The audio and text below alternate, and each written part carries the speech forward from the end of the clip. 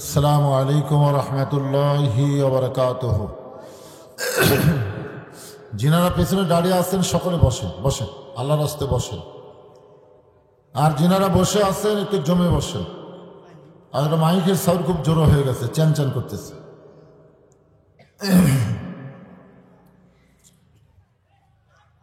আলহামদুলিল্লাহ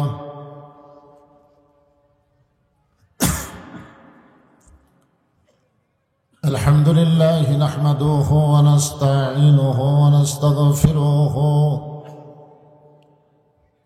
ونؤمن به ونتوكل عليه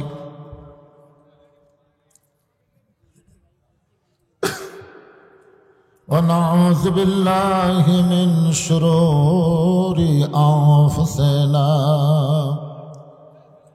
ومن سيئات أعمالنا من يهدي الله فلا مضل له ومن يضلله فلا هادي له। সকলে জবান খুলে বলেন আশহাদু আল্লা ইলাহা ইল্লাল্লাহু ওয়াহদাহু লা শারীকা লাহু ওয়া আশহাদু আন্না মুহাম্মাদান আবদুহু ওয়া রাসূলুহু আল্লাযী আরসালা রাসূলাহু বিল হক بشيرا ونذيرا وداعيا إلى الله بإذنه وسراجا منيرا فقد قال الله تعالى في كلامه المجيد والفرقان الحميد।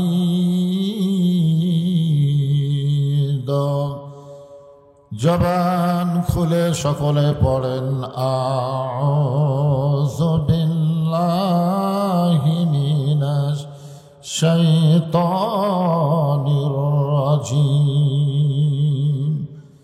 বিসমিল্লাহির রহমানির রহিম আল্লাযী খালাকাল মাউতা ওয়াল হায়াতা লিয়াবলুয়াকুম আইয়ুকুম আহসানু আমালান ওয়া হুয়াল আজিজুল গফুর।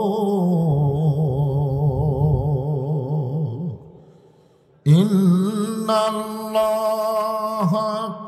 ওয়া মালাইকাতাহু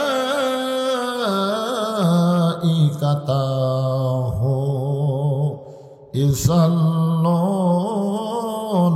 আলান নাবী ইয়া আইয়ুহাল্লাযীনা আমানু সাল্লু আলাইহি ওয়া সাল্লিমু তাসলিমা।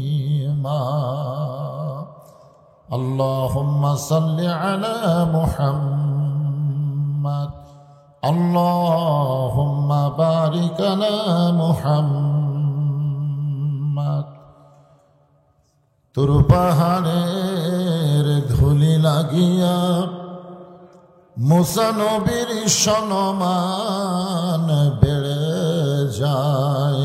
তোর পাহাড়ের ধুলি লাগিয়া মুসা নবীর সম্মান বেড়ে যায়।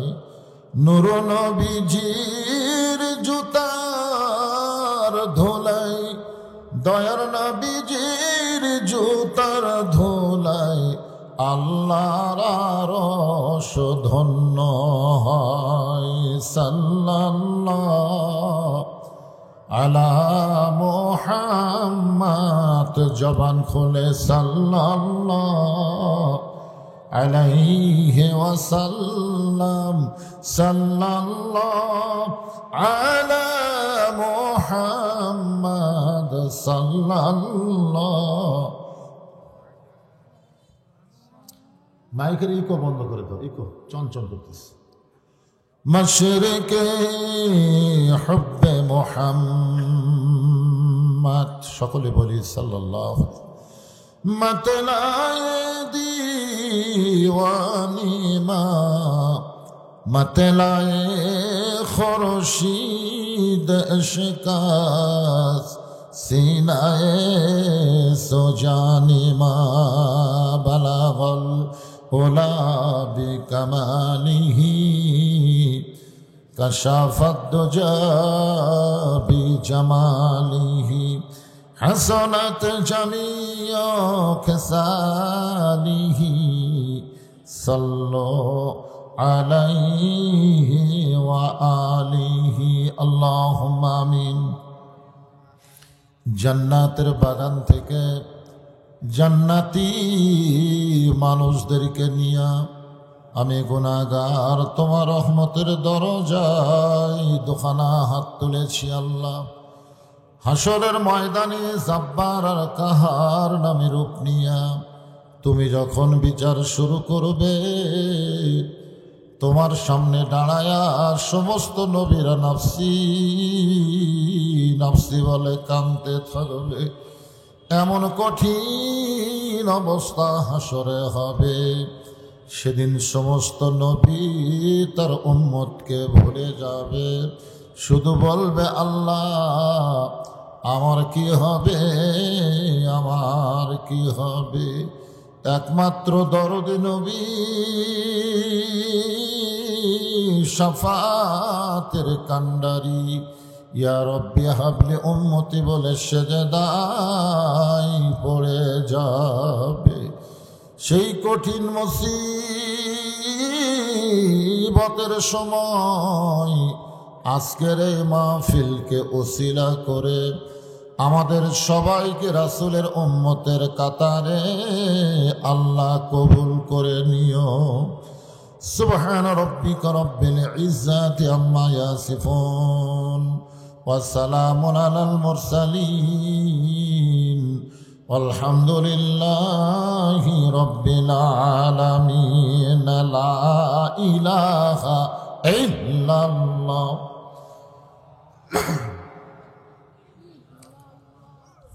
সকলে জবান খোলা আল্লাহর জিকির, লা ইলাহা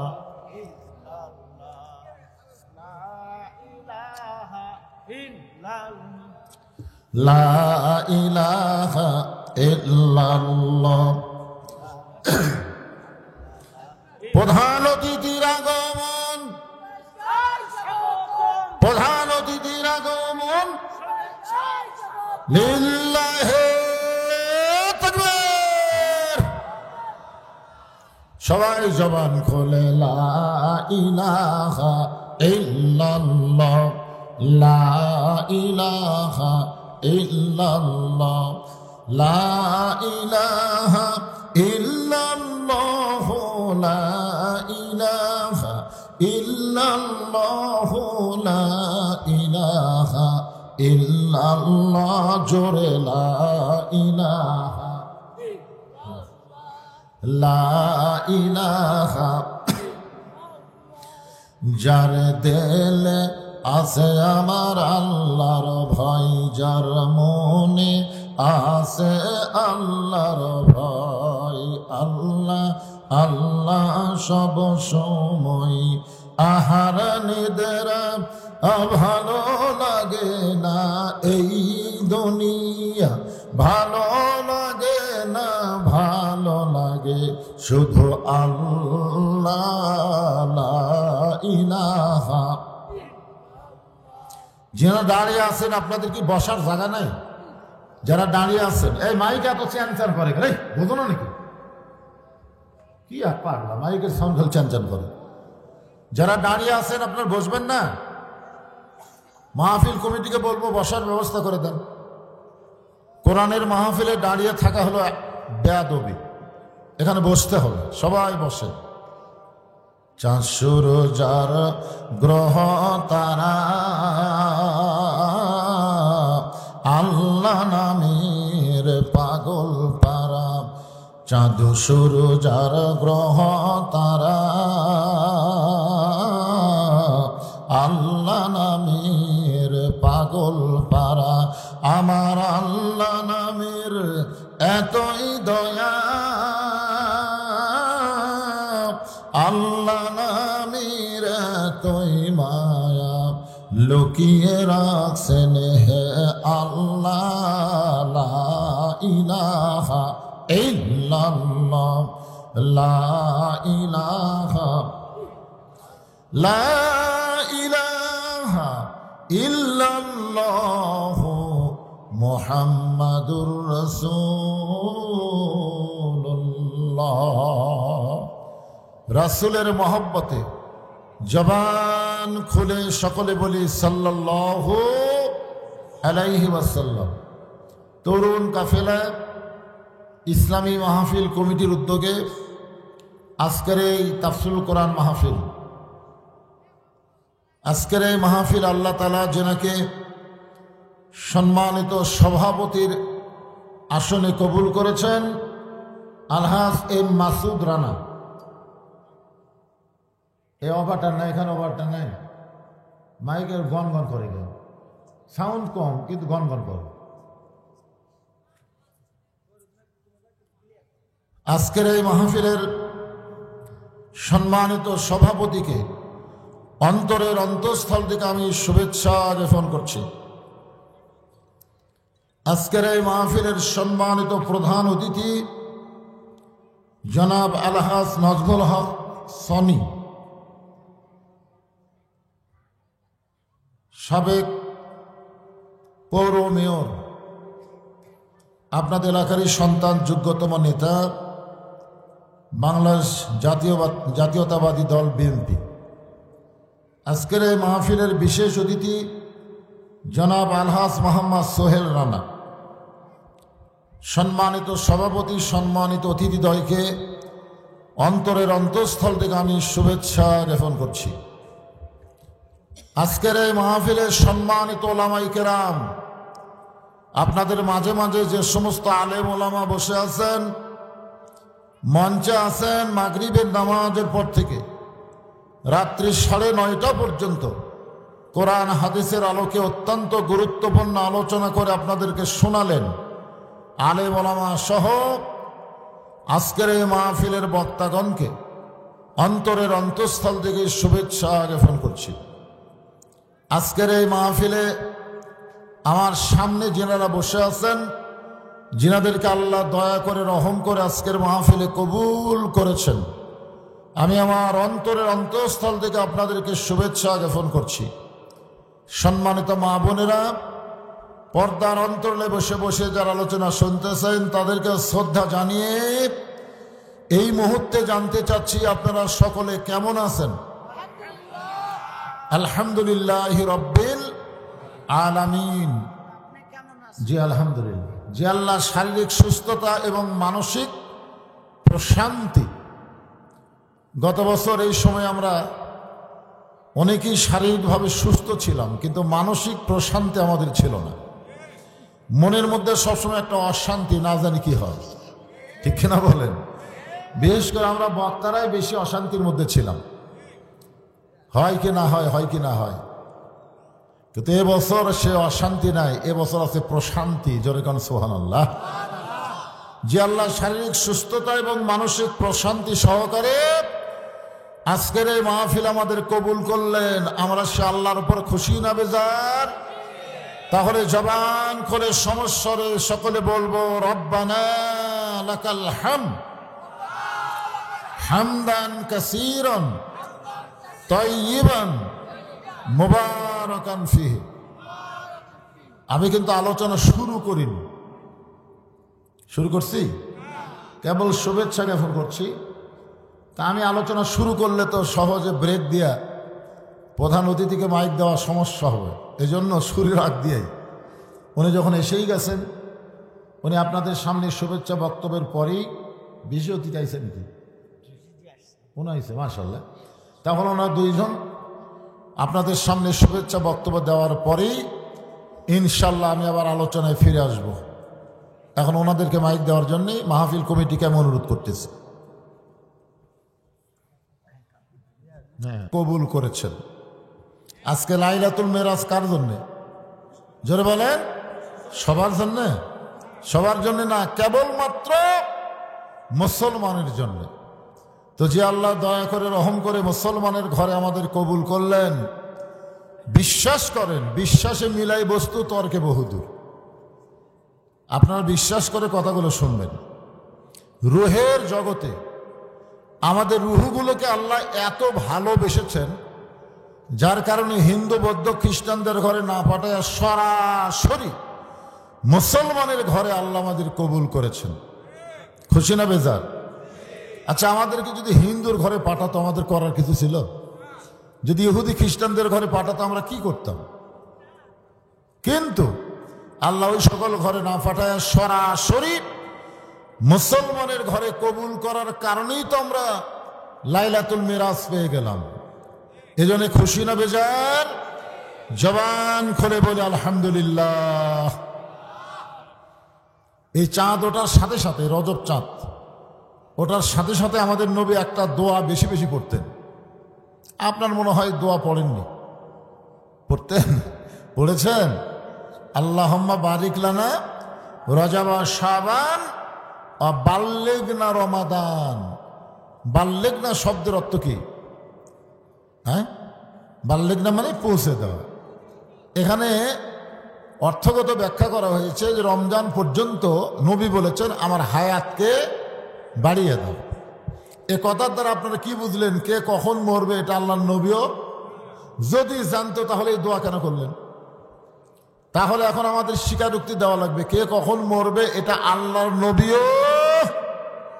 কিন্তু আমাদের দেশে কিছু কিছু লোক জানতো যে এত সালের আগে আমাকে নামাইকে ধরে কোন কথা ঠিক কিনা? এরকম কথা বলেনি? আপনারা শোনেননি? এত সালের আগে আমাদেরকে নামাইকে। এ দেশ আমার বাপের, এই দেশ আমার। দেখেন, প্রত্যেকটা মানুষকে তিনটা কালকে নিয়ে চিন্তা করা দরকার। তিন কাল, একটা হলো অতীতকাল, একটা হলো বর্তমান কাল, একটা হলো ভবিষ্যৎকাল। আমরা কিন্তু শুধু বর্তমানকে নিয়েই ইমোশন করি যে কি হনুরে, আমরা কি হলাম? কিছুই হয়নি। আমাদের অতীতে কি ছিলাম, ভবিষ্যতে কি হবে। আজকে যদি সাবেক প্রধানমন্ত্রী হাসিনা চিন্তা করতো আমার ভবিষ্যতে কি হবে, তাহলে এইরকম স্বৈরাচারী ফ্যাসিস্ট হতে পারতো না। জোরে কোন কথা ঠিক কিনা? এই জন্য রাসূল দোয়া করেছেন বাল্লিগনা রমাদান, রমজান পর্যন্ত আল্লাহ আমার হায়াতকে বাড়ায় দাও। আমরা এখানে কেউ বিশ্বাস করি না, কেউ বলতে পারি না আগামীকাল পর্যন্ত আমাদের বাঁচার গ্যারান্টি আছে। জোরে কোন কথা ঠিক কিনা? পুদি পদে পদে মানুষ যদি হিসাব করে খেয়াল করতো এটাই আমার শেষ ধাপ, এরপরে হয়তো ধাপ তুলতে পারবো না, আজকে আমার শেষ রাত, এরপরে হয়তো রাত পাবো না, আজকে আমার শেষ সময়, আর হয়তো আগামীতে সময় দেওয়া হবে না, এরকম চিন্তা চেতনার ভিতরে যদি আমরা থাকতাম আমাদের দ্বারা কোনো অন্যায় কাজ হতো। আল্লাহ তাআলা, আমরা আল্লাহর দরবারে বেশি বেশি শুকরগুজার করব যে আল্লাহ আমাদেরকে মুসলমানের মধ্যে কবুল করেছেন। মুসলমান হিসাবেই যেন আল্লাহ আমাদেরকে দুনিয়া থেকে বিদায় নেওয়ার তৌফিক দেয়। ধরে কোন আমিন। আল্লাহ কোরআনে বলেন, ইয়া আইয়ুহাল্লাযীনা আমানুত্তাকুল্লাহা হাক্কা তুকাতিহি ওয়া লা তামুতুন্না ইল্লা ওয়া আনতুম মুসলিমুন। আল্লাহু আকবার। আমরা আল্লাহর প্রশংসা বেশি করব না কম করব? কেন করব? যে এই রজব আজকের এই রাতে আল্লাহ তাআলা আমাদের নবীকে কোথায় নিয়ে গেছিলেন? জোরে বলেন কোথায়? মেরাজে না, আরশে। কোথায় নিয়ে গেছিলেন? আরশে নিয়ে গেছিলেন। আরশে নিয়ে যায় নবীকে আল্লাহ কি দিছিলেন? হ্যাঁ, এই জিনিসটাই আজকে গুরুত্ব দেওয়া লাগবে। কথাটা বুঝলেন না? লাইলাতুল মেরাজকে নিয়ে আলোচনা করলে খালি মেরাজের ঘটনা করলে তো কয়েক রাত লাগবে। ঘটনা এখানে বিশেষ উল্লেখ না, উল্লেখ হচ্ছে যে আমাদের নবীকে আল্লাহ তাআলা আরশে নিয়ে গেছিলেন, এটা তো ঠিক। বিশ্বাস করেন না? করেন? হ্যাঁ, বিশ্বাস করতে হবে। বিশ্বাসে মিলাই বস্তু তর্কে বহুদূর। এক সময় আমাদের নবীকে আল্লাহ তাআলা জান্নাতে প্রবেশ করার তৌফিক দিলেন। সুবহানাল্লাহ বলেন। আল্লাহ রাসূল জান্নাত দেখেছেন। আমি এখন আপনাদের কাছে জানতে চাচ্ছি, জান্নাত দেখেছেন কি বাহির থেকে না ভিতর গিয়া? আপনাদের কি মনে হয়, বাইরে থেকে দেখছেন না ভিতরে যায় দেখছেন? হ্যাঁ, ভিতরে গেছিলেন। আল্লাহ নবী যখন ভিতরে গেলেন, ওই সময় ফেরেশতা জিবরাইল আল্লাহ নবীকে বললেন, আপনি যদি জান্নাত থেকে বের না হন, আল্লাহ আপনাকে জান্নাত থেকে বার করে দিবে না। কেন দিবে না? কারণ আল্লাহ নিজেই বলেছেন, সালামুন আলাইকুম তিবতুম ফাদখুলুহা খালিদিন। একজন দুইজন কোন কেন? কোরআনের আয়াত তেলাওয়াত শুনলে কি ঈমান বাড়ে না কমে? ঈমান বাড়ার লক্ষণ কি? চুপ করে থাকা। 15.5 বছর আমরা চুপ করেছিলাম। এই চুপ করে থাকার কারণেই তো অন্যায়ভাবে দিনের ভোট রাতে হচ্ছে, ভোট ছাড়া এমপি হচ্ছে। দরকার কথা ঠিক কিনা? চুপ, কেউ কোনো কথা কয় না। আমার এলাকার কষায় 500 টাকার গোস্ত 550 লাগালো। আমি বললাম, কে ভাই, হঠাৎ 500 টাকার গোস্ত 550 কেন? জনগণ কথা কয় না হুজুর। অসুবিধা নাই তো। পরের হাটে হয়ে গেছে 600, পরের হাটে 650। একটা জনগণ কথা কয় না। সবাই বলে 1 কেজি জায়গায় হাফ কেজি নিব, কিন্তু কথা বলে বিপদ করবো না। দুইজন কথা বলবার গেলে আগে চারিদিকে তাকায়, ফিস ফিস করে কথা বলে। কে রে ভাই, জোরে কথা বলো। দেওয়ালের কান আছে। আপনার বলেন তো, দেওয়ালের কোনো কান আছে? মানে আমরা এত বোবা হয়ে গেছিলাম যে আমাদের কথাই ছিল না। তো এখন শাশুড়ি বলতেছে যে জামাই আইলো, আজকে 2 কেজি গোস্ত নিয়ে আসেন। 650 করে 2 কেজি কত হয়? 1300 টাকা। 2 কেজি গোস্ত নিয়ে 1500 দিছে, কষায় 100 টাকা ফেরত দিচ্ছে। তো বলে, ভাই দাম তো হবে 1300, 100 দিলা কেন? আজকে 700। তখন আস্তে করে গোস্তের টোপলা রাখে ওই কষাইয়ের কাছে দাওয়া ছিল, খফ করে নিছে। নিয়ে যে হাট এর উপরে, খাটের উপরে, আপনি খাটে করেন না কি করেন, কাঠের উপরে যে গোস্ত থোড়ায়, ওইটা লাত্তি দিয়ে ফেলে দিয়ে আর ঘাড়ে ধরে বলতেছে, দাও ঘাড়ে ধরে বলতেছে, এখন বল কত করে কেজি, এখন বল। তখন কষাই বলতেছে, আপনি যা বলবেন তাই। তার মানে বোঝা গেল, অন্যায়ের বিরুদ্ধে প্রতিবাদের জন্য শক্তিশালী ভূমিকা না আনলে অন্যায় কোনো সময় পালায়া যাবে না। জোরে কথা ঠিক কি না? আজকে আমাদের হাসিনা কি জন্য পলাইছে? এত বছর পরে আমরা জবান খুলেছি, আমরা বলেছি বাতিলের সঙ্গে আপোষ করা যাবে না, দরকার হলো জীবন দেব, কিন্তু অন্যায়কে মানব না। জোরে কথা ঠিক? তাহলে কোরআনের তেলাওয়াত শুনলে কি হয়? আল্লাহ বলতেছেন, ওয়াইযা তুলিয়াত আলাইহিম আয়াতুহু জাদাতুহুম ঈমানাও ওয়া আলা রাব্বিহিম ইয়াতাওয়াক্কালুন। মাশাআল্লাহ, এবার বোঝা গেল। তা আল্লাহ বলতেছেন যে জান্নাতের মধ্যে কেউ যদি প্রবেশ করে, ফাদখুলুহা, কেউ যদি জান্নাতে প্রবেশ করে, খালিদিন, তাকে চিরস্থায়ীভাবে জান্নাত দেওয়া হয়। তো জিবরাইল বলতে, হুজুর আপনি যদি বের না হন, আল্লাহ আপনাকে জান্নাত থেকে বের করে দিবে না। সঙ্গে সঙ্গে নবী এত রাগ করলেন, চিৎকার করে বললেন, জিবরাইল যেই কথা একবার বলেছো এই কথা দ্বিতীয়বার বলো না। আমি নবী আমার জন্য নয়, আমি নবী হলাম আমার উম্মতের জন্যে। আমি উম্মতগুলো সব দুনিয়াতে রেখে এ জান্নাতের মধ্যে এসে আমি থাকবো, আমি সেই নবী না।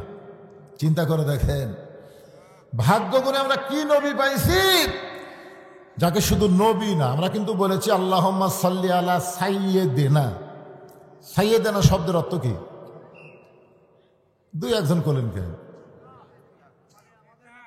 আমাদের নেতা। এটা কি মুখে মুখে না অন্তর দিয়া? আজকে বাংলাদেশে বহু দল আছে, যারা নবীকে নবী বিশ্বাস করে কিন্তু নেতা হিসাবে মানে না, এরকম দল আছে না? নাই? নবীর প্রতি দরুদ পড়ে, নবীরে সালাম করে মসজিদের ভিতরে, কিন্তু নবীর সমাজ গড়ার কাজে এদের দ্বন্দ্ব মনে বাজে। মনে করে নবী থাকবে মসজিদে, নবী থাকবে মাদ্রাসায়, নবী আবার সংসদে কেন যাবে? নবীর জায়গা এরকম ভালো ভালো জায়গা, মোল্লার দৌড় মসজিদ পর্যন্ত, মোল্লারা মসজিদে থাকবে মাদ্রাসায় থাকবে। এই মোল্লার আবার কোরআন নিয়ে রাজনীতির কথা কয়, কিছু লোক আছে এরকম বিরুদ্ধচারণ করে। যেরকম কথা ঠিক কিনা? আমাদের নবী শুধু নবী না, তার জীবনী পড়ে দেখেন, নবী হিসাবে তিনি যেমন শ্রেষ্ঠ নবী ছিলেন, আবার গরিব হিসাবে তার চাইতে বেশি গরিব কেউ ছিল না, আবার ধনী হিসাবে তার চাইতে ধনী কেউ ছিল না, নরম হিসাবে তার চাইতে বেশি নরম কেউ ছিল না। আবার বদরের যুদ্ধে বাতিলের বিরুদ্ধে তিনি প্রধান সেনাপতি। জোরে কোন কথা ঠিক কিনা? মক্কায় তিনি মার খেয়েছেন, আবার মদিনাতে গিয়ে নবী সর্বপ্রথম মদিনাকে রাষ্ট্র গঠন করে আমাদের নবী হয়ে গেলেন রাষ্ট্রপতি। মানে যে দিকে যাবেন সব দিকে আমাদের নবী আছে না নাই? আপনি যত নেতাই পৃথিবীতে দেখেন, নেতারা সব দিকে নেই, কিন্তু আমাদের নবী যে দিকে যাবেন, বাবা হিসাবে আমাদের নবীর চাইতে ভালো বাবা পৃথিবীতে কেউ আসেও নি, আসবেও না। নানা হিসাবে আমার নবীর চাইতে ভালো নানা পৃথিবীতে হবেও না, হয়েও নি। কোন দিকে যাবেন? স্বামী হিসাবে আমাদের নবী কয় নম্বর স্বামী? স্বামী, নবীর চাইতে ভালো স্বামী পৃথিবীতে কেউ ছিল না। তো সব দিক দিয়ে যিনি এক নম্বর, তাকে আমাদের গ্রহণ করার কথা কে বলেছেন? আল্লাহ। জোরে বলেন কে? লাকাদ কানা লাকুম ফি রাসূলিল্লাহি উসওয়াতুন হাসানাহ। সফলতা যদি অর্জন করতে চাও তাহলে বিশ্বনবীর আদর্শকে তোমাদের মডেল হিসাবে গ্রহণ করে না। আল্লাহু আকবার। জিবরাইল, তুমি মনে করছো আল্লাহ আমারে জান্নাত দিছে আর জান্নাত পাই আমি সব ভুলে যাব? সেই নবী আমি না। আমি জান্নাত দেখার জন্য ঢুকছি। আল্লাহ যদি বলতো আমাকে জান্নাতে থাকেন, আমি ঢুকতামই না। কি জন্য ঢুকছি? দেখার জন্য। দরকার কি জন্যে? আমি সেই দিন জান্নাতে থাকার নিয়তে ঢুকবো যেদিন আল্লাহ আমার সমস্ত উম্মত উম্মতিকে জান্নাত দিয়ে দিবে। এখন চিন্তা করেন, যেই নবী জান্নাতের মধ্যে গিয়েও আমাদের কথা ভোলেনি, আমরা সেই নবীকে কি করব? খালি নবী স্মরণের মধ্যে রাখবো না গ্রহণের মধ্যে রাখবো? হ্যাঁ, গ্রহণ করা লাগবে। খুব মনোযোগ দিয়ে শুনবেন। সেই নবীকে আল্লাহ নিয়ে গেছেন আরশে। কোথায়? 5 ওয়াক্ত নামাজ দিছেন। নবীকে থাকছেন নাকি? আল্লাহর কাছে থাকার মজাই আলাদা। আরো সেই রকম নবী আমাদের জন্য আবার দুনিয়াতে চলে আসলেন 5 ওয়াক্ত নামাজ নিয়ে। যখন কয় ওয়াক্ত? 5 ওয়াক্ত নামাজকে সামনে নিয়েই আজকের আলোচনা হবে। যারা আজকের এই মাহফিল করতেছে, তরুণ কাফেলা, যুব কাফেলা, নামাজ কিন্তু বুড়া বুড়ির জন্য না, নামাজ কিন্তু যুবকদের জন্য। রাসূল বলেছেন 7 বছর থেকে নামাজের তালিম দাও। 7 বছর, এইরকম 7 বছর বয়স থেকে নামাজের তালিম দেওয়া হয়। কীভাবে নিয়ত বানবেন, কীভাবে হাত বানবেন, কীভাবে রুকু করবেন, কীভাবে সেজদা দেবেন, এই শিক্ষা দেওয়া লাগবে 7 বছর থেকে। কয় বছর?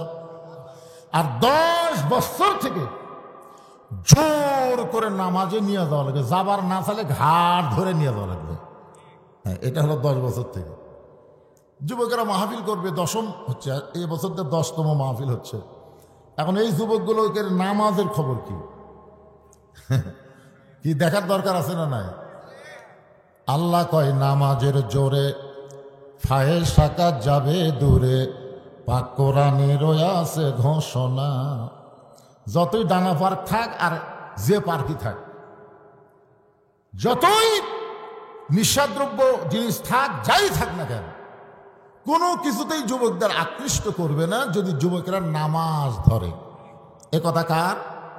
ইন্নাস সালাতা তানহানিল ফাহশাই ওয়াল মুনকার। একমাত্র নামাজই পারে মানুষকে যাবতীয় ফাহিশা, খারাপি, বেহুদা কাজ থেকে বাঁচাই দিতে। তাহলে সেই নামাজের ওয়াজ শোনা লাগবে কি লাগবে না? অবশ্যই করবে। আমার মা বোনের এত বেশি হয়েছে, আমাকে এখানে আসার পরে হয়েছে, বলছে হুজুর একটু মা বোনদের জন্য ওয়াজ করবেন। মা বোনদের জন্য ওয়াজ করাই লাগবে তো, এই যে প্যাঁ প্যাঁ করে কাঁদতেছে। আপনার বলেন তো, এত বাচ্চা, এত ছোট বাচ্চা এখন বাঁচতেছে রাত 10টা 20। মেয়েরা কিন্তু হাঁস মুরগির ব্যাপারে খুব চালাক, যে সন্ধ্যার সময় ঘর হাত উঠলো কিনা দেখবেন লাইট দেয় খোঁজে কি খোঁজে না। হঠাৎ দেখছে একটা মোরগ ওঠেনি, তখন মেয়েটা চিন্তা পড়ে গেল, কে রে আমার মোরগ কার বাড়িতে গেল, কোন মুরগির সাথে আমার মোরগের প্রেম হলো। 3-4 বাড়ি ঘুরে দেখে এক ঘরের মধ্যে মোরগ কোট করতেছে। কফ করে ধরে ভাইকে, আমার ঘরাত মুরগি নাই, তো তুই অন্যের ঘরাত আসলি কেন? সন্ধ্যার সময় মা মেয়েরা হাঁস মুরগি দেখে ঠিক মতো উঠলো কিনা, পুরুষ মানুষেরা সন্ধ্যার সময় দেখলো গরু ছাগল গোয়াল ঘরে উঠলো কিনা, দেখে না? এটাকে রাত্রে দেখে না, সন্ধ্যার সময় দেখে। তাহলে এত ছোট ছোট বাচ্চারা এত রাতে ঘোরাঘুরি করে, এরা কি গরু ছাগল মুরগি হাঁসের চাইতেও দাম কমে গেল? আপনারা কোন এদের কি খোঁজার কেউ নেই? এই খোঁজ না করার কারণেই তো ছেলেগুলা এখন কিশোর গ্যাং করতেছে, কিশোর গ্যাং। আজকে যুবকেরা নষ্টের পথে চলে গেছে। এই কিশোরেরা যেন নষ্ট না হয়, যুবকেরা যেন নষ্ট না হয়, সেইটাকে সামনে নিয়ে রজব মাসে মেয়েরাদের রাত্রিতে আপনাদের সামনে আমার আলোচনা এই মাত্র শুরু হলো। মনোযোগ দিয়ে শোনা লাগবে, রাজি আছেন তো ইনশাল্লাহ? আল্লাহর নবী বললেন, সাহাবীরা আজকে আসরের নামাজের পর আমি আমার জীবনের সবচাইতে গুরুত্বপূর্ণ ওয়াজ তোমাদেরকে শোনাবো। আপনারা বলেন তো, নবীর প্রত্যেকটা কথার গুরুত্ব আছে না নাই? নবীকে আমাদের মতন এমনি এমনি কথা বলে নাকি? আল্লাহ কোরআনে বলেছেন, মা ইয়ান্তিকু আনিল হাওয়া ইন হুয়া ইল্লা ওয়াহয়ুহা। নবী যে কথা বলেন, যে পথে চলেন, নবী যা করেন সব কার হুকুমে? জোরে বলা লাগবে, এটা তো কোরআন দলিল দিলাম, আল্লাহর হুকুমে। তাহলে নবী যত ওয়াজ করেন, নবীর নিজের কথায় ওয়াজ করেন না, আল্লাহর হুকুম ওয়াজ করেন। তাহলে নবীর প্রত্যেকটা কথার দাম আছে না নাই? এরপরে নবী যদি বলেন, আমি আমার জীবনের সবচাইতে গুরুত্বপূর্ণ ওয়াজ আজকে আসরের নামাজের আগে না পরে, খুব খেয়াল করে শুনবেন, আগে না পরে, তাহলে কি বুঝলেন? যে ওয়াজ যতই গুরুত্বপূর্ণ হোক, নামাজের চাইতে গুরুত্ব না, আগে নামাজ তারপরে ওয়াজ। এখন এখানে যত মানুষ বসে আছেন, যারা দাঁড়িয়ে আছেন, আপনাকে সবাই এশার নামাজ পড়ছেন না? হাত তুলবার বলতেছেন। সবচাইতে বড় আদালতের নাম হলো বিবেক। হাসিনার সময় একটা বিচারপতির আদালত ভালো ছিল না, যার কারণে ভালো মানুষগুলাকে আটকাত হচ্ছে আর খারাপ মানুষগুলাকে জামিন দিছে। ধরে কোন কথা ঠিক কিনা? প্রত্যেকটা মানুষই কিন্তু বলেছে বিচারপতির বিবেক নাই।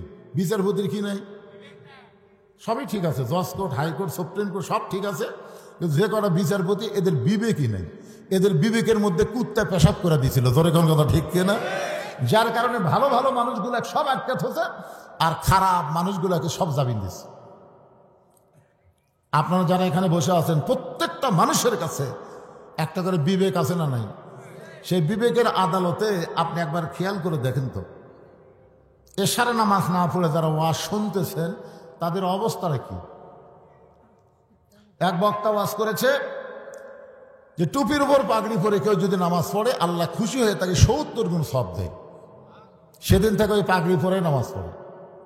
কিন্তু একদিন মসজিদে গিয়ে দেখে পাগড়ি আনে নাই, তখন চিন্তায় পড়ে গেছে, পাগড়ি পরে নামাজ পড়লে 70 গুণ আর জামাতে নামাজ পড়লে 27 গুণ। কোনটা ছাড়ি কোনটা ধরি, কোনটা ছাড়ি কোনটা ছাড়ি? মন বলতেছে 70ই ধর। ইচ্ছা করে জামাত মিস করছে। সমস্ত লোক জামাতে নামাজ পড়ে যখন বাড়িতে গেছে, ও তখন মসজিদের মধ্যে যায় এক টানে লুঙ্গি খুলছে। লুঙ্গি খুলে আড়াআড়ি ভাঁজ দেয়া ওটা মাথার পাগড়ি পরে রুকুর থেকে সেজদাত গেছে। ইতিমধ্যে এক মুসলিম মসজিদে ঢুকেই কয়, হাই সর্বনাশ, এরকম নামাজি তো কোনোদিন দেখি নাই। পাশায় মারছে থাবা। ওই লাভ দুটো বলতেছে, আমার মারলে কেন ভাই? বল তোর লুঙ্গি। তোমার চোখ নাই মাথাত? বলে মাথাত কেন? বলে সওয়াবের আশা। পাগড়ি পরে নামাজ পড়লে 70 গুণ সওয়াব পাওয়া যায়। এই সওয়াবের আশায় লুঙ্গি খুলে মাথার পাগড়ি পরছি। ভাই লোকটা বলে, পাগল, পাগড়ি পরা হলো সুন্নত আর লুঙ্গি পরা হলো ফরজ। আপনার বলেন তো লুঙ্গি পরা কি আর পাগড়ি পরা কি? এখন চিন্তা করে দেখেন, ওয়াজ শোনা হলো মোস্তাহাব আর ঈশার নামাজ পড়া হলো ফরজ। তাহলে ঈশার নামাজ বাদ দিয়া যারা ওয়াজ শুনতেছে তারা লুঙ্গি খুলিয়া মাথায় পাগড়ি পরিছে। এখন দেখেন কারা কারা কয় কারা কারা কয় না, সবাইকে বলা লাগবে। এই মুহূর্তে যারা মুখ বন্ধ থুবেন বুঝবেন এরাই পড়েনি। সবাই তাল তোলা, তালে তালে বলেন, এশার নামাজ বাদ দিয়া যারা, এশার নামাজ বাদ দিয়া যারা ওয়াজ শুনতেছে তারা লুঙ্গি খুলিয়া মাথায় পাগড়ি পরেছে। আবার ওয়াজ শুনতে শুনতে, আবার ওয়াজ শুনতে শুনতে যারা ফজর বাদ দিবে তারা লুঙ্গি খুলিয়া মাথায় পাগড়ি পরিবে। ঠিক ঠিক যে কটা পড়িছে তারা বলতেছে, বাদ বাকি ঠিক কর। হ্যাঁ, যখন আমার ভাই যে ঘোষক বললো না সুদ খাবেন না বাদ দেবেন, অনেক লোক কিন্তু কথা কয়নি। হয়তো আপনার এলাকায় সুদের কারবার আছে। এই তুই কি বুঝিস না বাংলা?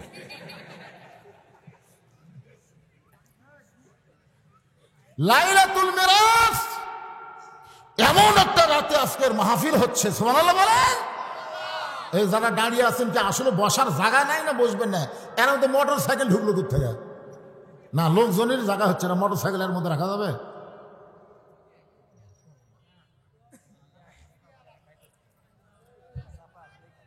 কি চাপেলেন? চাপানি আছে। হ্যাঁ, এই সাইডে মিডিয়ার কারণে কিছু লোক বসতে পারতেছেন। ঠিক আছে, আপনার যারা বসে আছেন একটু চাপেন, ওয়াজ এখনো শুরু হয়নি, কেবল হচ্ছে।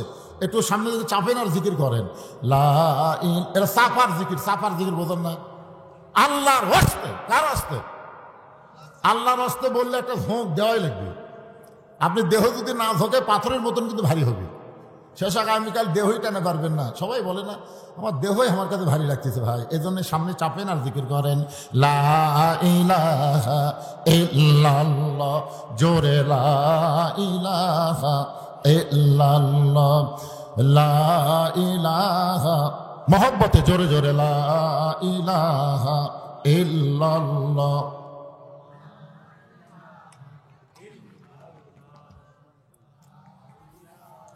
লা ইলাহা ইল্লাল্লাহু মুহাম্মাদুর রাসূলুল্লাহ সাল্লাল্লাহু আলাইহি ওয়াসাল্লাম। আসরের নামাজের আযান দিলেন হযরত বেলাল ইবনে রেবাহ। ইসলামের প্রথম মুয়াজ্জিন হলেন হযরত বেলাল। আল্লাহ রাসূল বলেছেন কিয়ামত পর্যন্ত যত মুয়াজ্জিন হবে এই মুয়াজ্জিনরা আযান দিবে মুসল্লির কান পর্যন্ত পৌঁছবে, কিন্তু হযরত বেলাল যখন আযান দেয় ওই আযান আল্লাহর আরশ পর্যন্ত পৌঁছে যায়। কিছুদিন আগে এক মুয়াজ্জিন আমারে কইছে, হুজুর আমি একটা বিপদে আছি। আমি কি বিপদ? বলে ফজরের আযান যখন শুরু করি তখন 4-5টা কুত্তা কুটি থেকে যে দৌড়ে আসে, এসে মসজিদের জানলার উপর পা তুলে দেয় করে। হুজুর এই আমার আজান ওরকে একত্র হয়ে মাইক দিয়ে প্রকাশ পায়। আপনি বলেন তো হুজুর এই কুত্তা কেন করে? আপনাকে এলাকা করে নাকি এরকম? হ্যাঁ, আজান দিলে। তাই মুয়াজ্জিনকে বললাম, ভাই রে এটা কেন করে আমি তো বুঝবার পারতেছি না। ইতিমধ্যে একটা আয়াত আমার সামনে এসে খাড়া হলো, একটা আয়াত, কু আনফুসাকুম ওয়া আহলিকুম নার, জাহান্নামের আগুন থেকে যদি বাঁচতে চাও তাহলে তুমি একলা বাঁচলে হবে না, তোমার আহাল পরিবার নিয়ে বাঁচা লাগবে। হুকুম কার? আমি মুয়াজ্জিনকে বললাম, ভাই আপনার ছেলে মেয়েরা কি নামাজ পড়ে? আপনি তো আজান দেন, এরা কি আজানের পরে ওঠে চেতন পায় নামাজ পড়ে? না হুজুর আমার আড়িয়াগুলো একটাও নামাজ পড়ে না।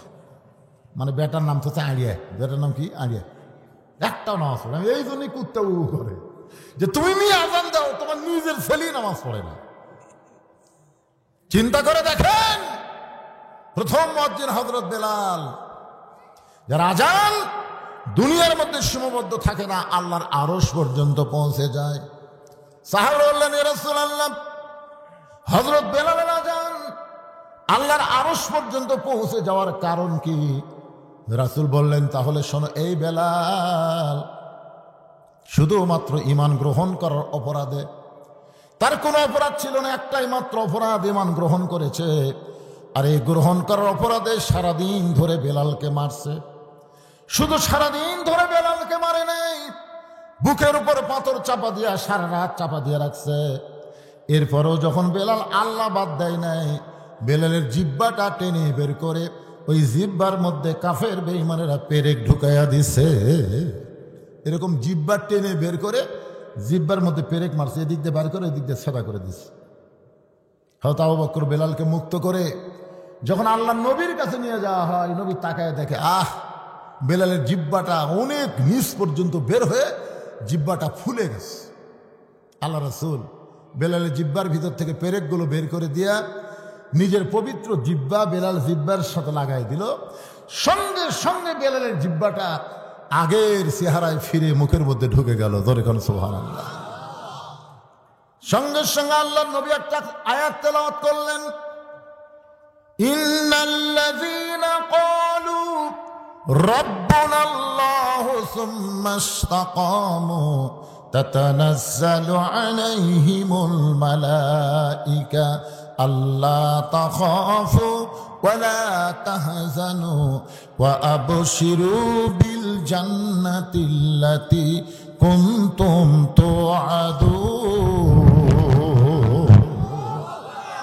বেলাল, বেলাল, তুমি কি জানো তোমাকে যখন কাফেররা এত নির্যাতন করলো, এরপরেও তুমি আল্লাহ বাদ দিলা না? আল্লাহ তাআলা খুশি হয়ে তোমার জন্য একটা আয়াত নাজিল করেছে। আল্লাহ বলতেছেন, বেলাল যখন দুনিয়া থেকে বিদায় নেবে, 8টা জান্নাত বেলালকে পাওয়ার জন্য কাড়াকাড়ি শুরু করবে। ধরে খান সুবহানাল্লাহ। সমস্ত জান্নাতের দরজা আল্লাহ তোমার জন্য খুলে ধরবে, তুমি যে কোনো দরজা দিয়ে ইচ্ছা মতো জান্নাতে ঢুকতে পারবে। আপনারা তো সুবহানাল্লাহ বলেন, বেলাল সুবহানাল্লাহ কয় না? রাসূল বলে, বেলাল তোমার জন্য আল্লাহ আয়াত নাজিল করলো, এরপরও তোমার মধ্যে কোনো আনন্দ দেখতে পাই না। বেলাল বলে, হুজুর মরার পরে আল্লাহ আমাকে জান্নাত দিবে, আমি মরে গেলে আল্লাহ আমাকে জান্নাত দিবে, তাহলে জীবিত অবস্থায় আল্লাহ আমাকে কি দিবে? মরে গেলে জান্নাত, কিন্তু জীবিত অবস্থায় আমরা যখন দোয়া করি তখন কি পড়েন? আল্লাহুম্মা রব্বানা আতিনা ফিদ দুনিয়া হাসানা ওয়া ফিল আখিরাতি হাসানা। তার মানে কি?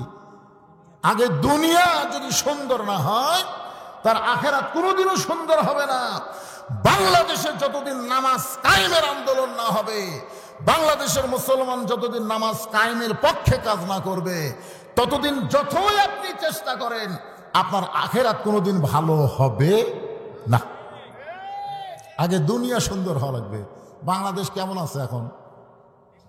ঠিক আছে, হিন্দু জন্ম দিছে সন্তান, মুসলমানের ঘরে লালন পালন করতে দিছে, 10 বছর পরে হিন্দু তার সন্তান ফেরত নিছে। আপনার বলেন তো, এই সন্তান ভগবান কবে না আল্লাহ কবে? কেন কবে? কি জন্যে?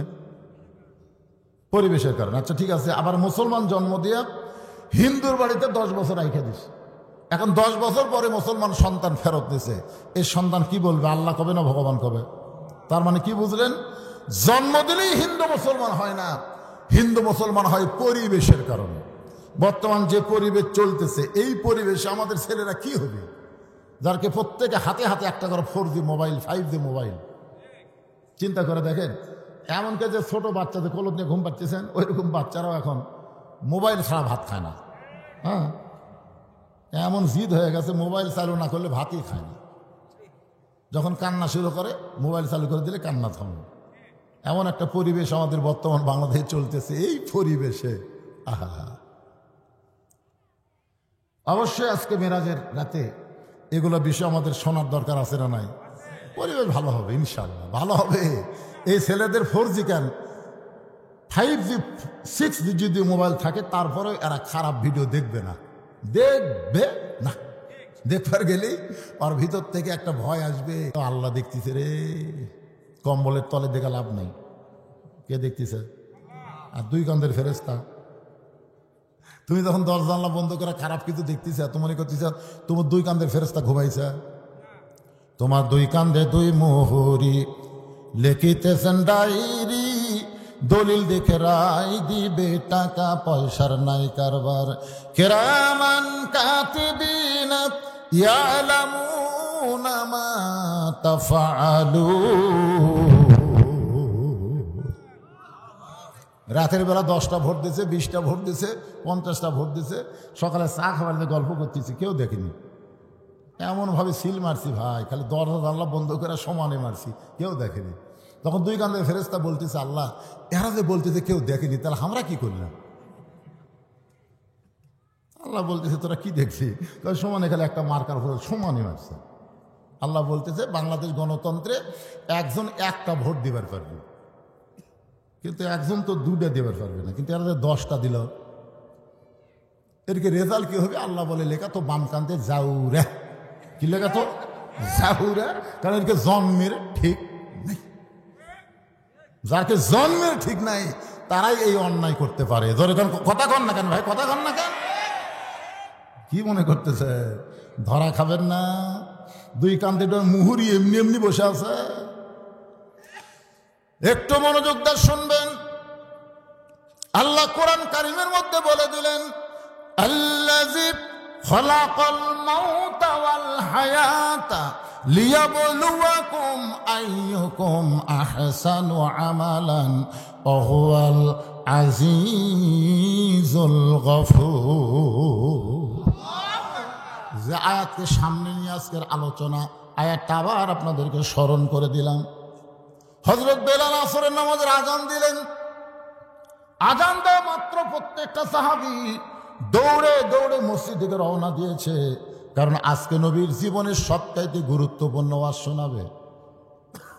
প্রত্যেকটা সাহাবী দৌড়ে দৌড়ে মসজিদ দিকে আসতেছে। এখানে একটা ফতোয়া আপনাদের নেওয়া লাগবে। আজান দেওয়ার আগে মসজিদে ইল্লা মুয়াজ্জিন, শুধু মুয়াজ্জিন ছাড়া অন্য কেউ প্রবেশ করতে পারবে। যদি করে মুয়াজ্জিনের আগে কেউ যদি মসজিদে প্রবেশ করে, তাহলে মসজিদে প্রবেশ করার কোনো সওয়াব আল্লাহ তাকে দিবে না। মসজিদে প্রবেশের সওয়াব শুরু হয় আজানের পর থেকে। আমার কথাটা খেয়াল করবেন। মসজিদে আপনি প্রবেশ করতেছেন না, এই প্রবেশের সওয়াব কখন থেকে শুরু হয়? কথা কয় না এবারে, আজানের পর থেকে। হ্যাঁ, আজান দেওয়ার প্রথম 3 মিনিটের মধ্যে যারা মসজিদে পাও দিবে, আল্লাহ রাস্তা একটা উট কুরবানির সওয়াব আল্লাহ দিবে।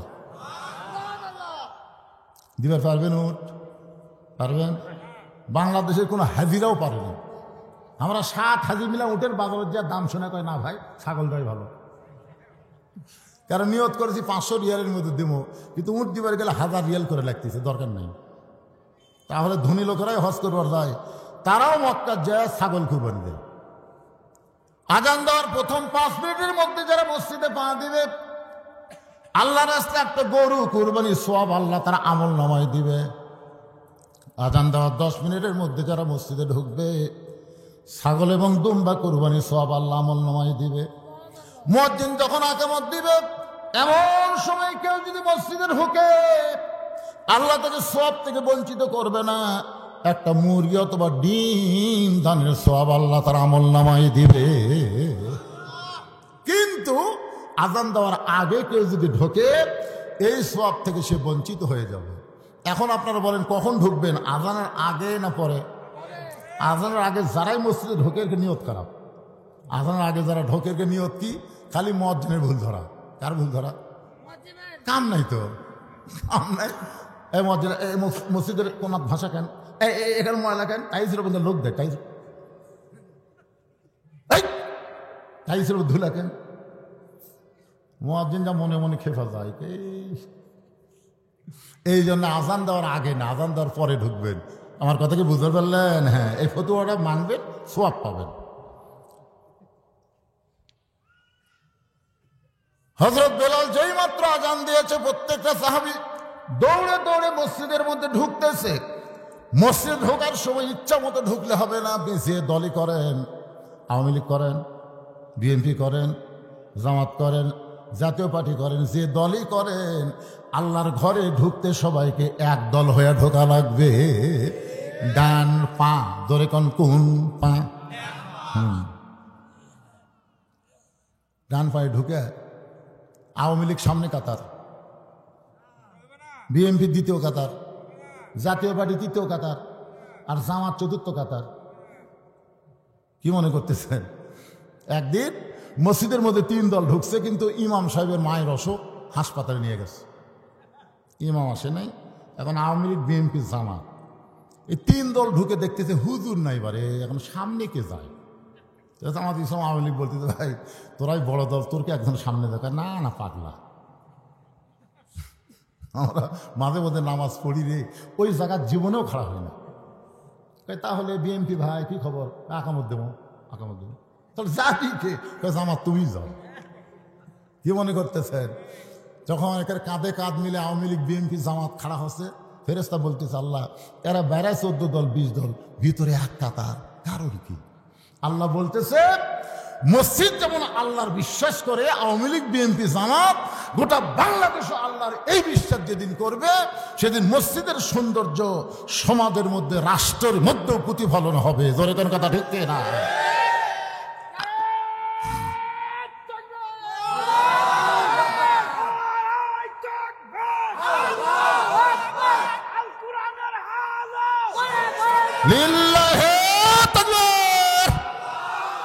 আপনি দেখেন যে কোনো দলের লোক আপনি যদি বলেন যে ভাই এই বাড়ি এটা হচ্ছে আমার হুজুর, ওই সাইড আমার ভাইয়ের, ওই সাইড আমার চাচা, ওই সাইড আমার বাপ চাচা, তো সবই যদি তোমাকে হয় আল্লাহর, তখন আল্লাহরা দেখবার গেলে 2 মিনিট হাঁটা লাগবে হুজুর।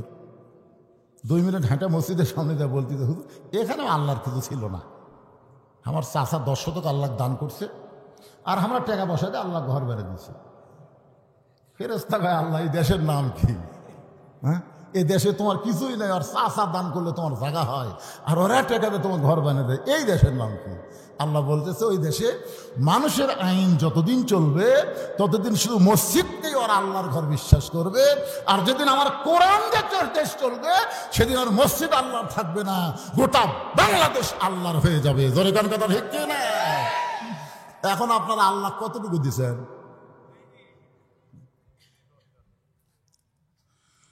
সমস্ত সাহাবী মসজিদের মধ্যে ঢুকে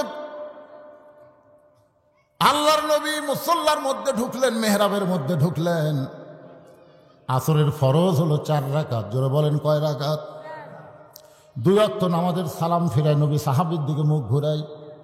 একটা হলো ফজর, একটা হলো আসর। আমার কথাকে আপনারা বুঝতে পারতেছেন? খুব গুরুত্ব দিয়ে শোনা রাখবে বাদান, মিরাজের রাত। হ্যাঁ, আপনারা বলেন তো জোহরের পরে সুন্নত নফল আছে না নাই? মাগরিবের পরে সুন্নত নফল আছে না নাই? এশার পরে সুন্নত নফল বেতের আছে না নাই? আসরের পরে সুন্নত নফল, ফজরের পরে সুন্নত নফল। আচ্ছা নাই কেন? 3 ওয়াক্তে আছে, 2 ওয়াক্ত নাই কেন? আপনারা বলেন জানেন? না জানলে কবেন জানি না, জানা লাগবে না। কেউ যদি যাবার চায়, যে এখন এক ভাই চলে গেল, কেউ যদি এরকম যাবার চায় আপনারা বলবেন স্যান্ডেল থুয়ে যা। এদিকে খেয়াল করেন, স্যান্ডেল যখন হাতত নিল আপনারা দেখলেন আপনাদের মাথার উপর দিয়ে স্যান্ডেল গেল, দেখছেন? কথা কর না কেন?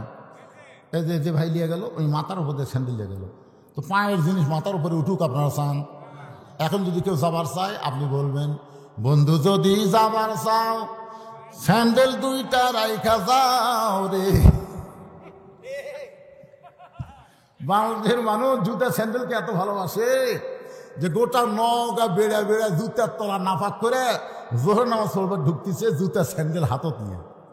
ফেরেশতাকে আল্লাহ নাপাক জুতা তোমার পাক মসজিদের মধ্যে ঢুকতেছে, কারণ কি? এরা কোরআনের মধ্যে চোরের আইন ঠিকই আছে, দেখে না। জুতা চুরি বন্ধ হবে, শুধু তাই নয় সোনার টোপলাও দরজাত রাখলে ভুল করে কেউ হাত দিবি না, সে আইন আল্লাহর কোরআনে আছে না নাই? জোরে কোন আছে না নাই? একেবারে না পাক জুতে নিয়ে সামনে থতে পারে, সামনে থতে, সামনে একটা কাঠের বাক্স থুয়ে দিছে। কি জন্য? কার ভয়ে? সত্যি করে বলেন তো, আপনি জুতা নিয়ে যে আল্লাহর ঘরে ঢুকলেন কার ভয়ে ঢুকছেন? আল্লাহর ভয়ে। 2 জুতা চোর খালি ঘুরতেছে মসজিদের বাইরে, বুঝছেন? ঘুরে ঘুরে বলতেছে হামাকের ভয়ে সব ভালো জুতা ভিতরে ঢুকছে। দেখছেন কি মশান চোরের? হামাকের ভয়ে সব ভালো জুতো মসজিদের মধ্যে ঢুকছে, যে কয়টা দরজা তা ছিল লেওয়ার মতন না। আপনারা বলেন তো, বর্তমানে বাংলাদেশে মানুষের আইন চলার কারণে চোর ডাকাতের মোশন বেড়ে গেছে। তোর কথা ঠিক না? যেদিন আল্লাহর আইন চালু হবে, চুরি করলে হাত কাটা দাও, এই আইন খালি চালু করলেই তখন আর কবি হামাকের ভয়ে। তখন বলবে আল্লাহর ভয়ে সব জুতা বাঁধা আছে রে, আল্লাহর ভয়ে সব জুতা বাহিরে আছে। কেউ যদি হাত দেয় উরি বাবারে। একটু মনোযোগ দিয়ে শুনবেন। নবী আমার 4 রাকাত আসরের ইমামতি করে সালাম ফিরাইলেন। সালাম ফেরানোর সঙ্গে সঙ্গে নবী সাহাবীর দিকে মুখ ঘুরে দাঁড়ালেন। আবু বকর বলেন, ইয়া রাসূলুল্লাহ, জীবনের সবচাইতে গুরুত্বপূর্ণ ওয়াজ করবেন, হুজুর আপনি মেম্বরে বসে ওয়াজ করেন। রাসূল বলেন, সাহাবীরা রে শোনো, আজকে যে গুরুত্বপূর্ণ ওয়াজ তোমাদের শোনাবো, শুধু ওয়াজটা শোনাবো না, আমি ওয়াজটা তোমাদেরকে দেখাবার চাই। যেই বলছে দেখাবার চাই, সাহাবেরা নড়ে চড়ে বসছে। সারা জীবন তো শোনাই হলো রে, আজকের নবী আমার কি দেখাবে? আল্লাহ নবী বললেন, আজকে শুধু ওয়াজ শোনাবো না, ওয়াজটা তোমাদেরকে দেখাবার চাই। এই বলে নবী মেহরাবের মধ্যে ঢুকতেছেন। মসজিদের সামনে যে জায়গাটা থাকে, এই জায়গার নাম হলো মেহরাব। জোরে কোন জায়গার নাম কি? আপনার বলেন তো, প্রথম মেহরাব তৈরি হয়েছে কেন? মসজিদে কিন্তু আগে মেহরাব ছিল না। এই মেহরাবটা প্রথম তৈরি হয়েছে একটা আয়াতের মাধ্যমে। আয়াতটা হলো, ইয়া আইয়ুহান নাবিয়্যু হারজিল মুমিনিনা আলাল কিতাল। ওগো আল্লাহর নবী, যারা আপনার পিছনে জামাতবদ্ধভাবে নামাজ পড়তেছে, সারিবদ্ধভাবে নামাজ পড়তেছে, তাদের খালি নামাজ শেখালে হবে না, তাদেরকে সৈন্য হিসাবে গড়ে তোলেন। কারণ যে কোনো সময় মক্কার কাফেরেরা মদিনা আক্রমণ করতে পারে। আর মক্কার কাফের যদি মদিনা আক্রমণ করে, তখন দোয়া দিয়া দরুদ দিয়ে আপনি মদিনা রক্ষা করতে পারবেন না। মদিনা রক্ষা করতে হলে কাফের বেঈমানদের বিরুদ্ধে অস্ত্র ধরা লাগবে। হুকুম কার? জোরে কোন? আমাদের বাংলাদেশের 3 দিকে কি? ভারত। আমাদের বাংলাদেশের 3 দিকে কি? আর একদিকে সাগর।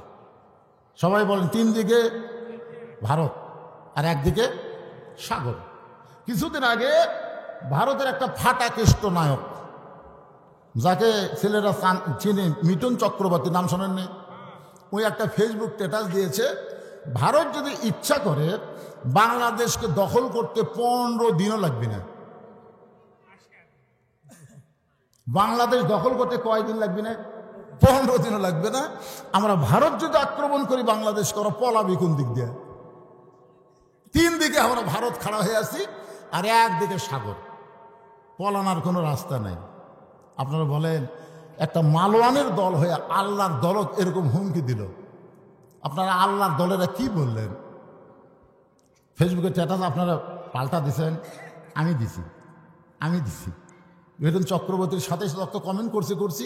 আবার আমি একটা ফেসবুক স্ট্যাটাস দিলাম, মালওয়ানের বাচ্চারা এত সাহস করিস না, ভুলেও বাংলাদেশের দিকে আসিস না। যদি আসিস, আমাদের ছেলেরা 3 হাতা লাঠি দিয়ে তোর কোক পাড়ায় ধরে একটা খুর থাকবি, গোড়া কাটবি না, আগা কাটা পোলটা দিয়ে কলম করে দিবি। জোরে কোন কথা ঠিক কি? কারণ ভগবানের ভ বাদ দিলে গবনের কোন অর্থ ডিকশনারি নাই। গবনের গ বাদ দিলে বান মানে বন্যা, দুনিয়ার কোনো মানুষ চায় না। বা বাদ দিলে নো মানে ভগবান নেই। আর সেইটা নিয়ে মাস্তানি মারিস না। আমরা যাকে আল্লাহ বিশ্বাস করি, আল্লাহু লা ইলাহা ইল্লা হুয়াল হাইয়ুল কাইয়ুম। মন যদি আলিফ বাদ দেন, লিল্লাহি মা ফিস সামাওয়াতি ওয়াল আরদ। আবার যদি মন চায় লাম বাদ দেন, লাহুল মুলকু ওয়া লাহুল হাম। আবার যদি মন চায় আর একটা লাম বাদ দেন, হুয়াল্লাহুল্লাযী লা ইলাহা ইল্লাহু। আমাদের আল্লাহ সব কিছু বাদ দিলেও আল্লাহ বাদ পড়ে না। মুসলমানের আল্লাহ সদা বিরাজমান। জোরে বলেন ঠিক? আরো জোরে বলেন। আমেরিকায় কিছুদিন আগে আল্লাহ একটা আগুন দিছিল, আপনারা জানেন আগুন?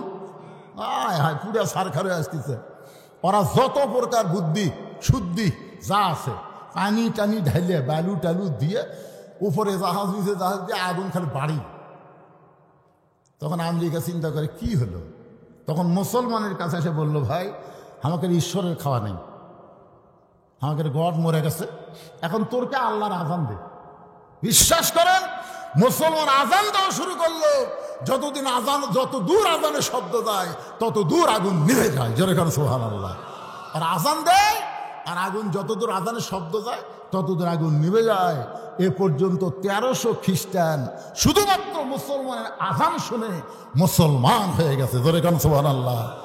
কি মনে করতেছেন কোনো অস্ত্র দিয়ে যখন কাম হয় না তখন আল্লাহু আকবার দেওয়া হয়, অথচ আমরা সেইটা বিশ্বাস করবার পারলাম না। আল্লাহর বান্দার একটু খেয়াল করবেন, আমরা মুসলমান। আল্লাহ তাআলা কেন বললেন লিয়াবলুয়াকুম আইয়ুকুম আহসানু আমালান ওয়া হুয়াল আজিজুল গফুর।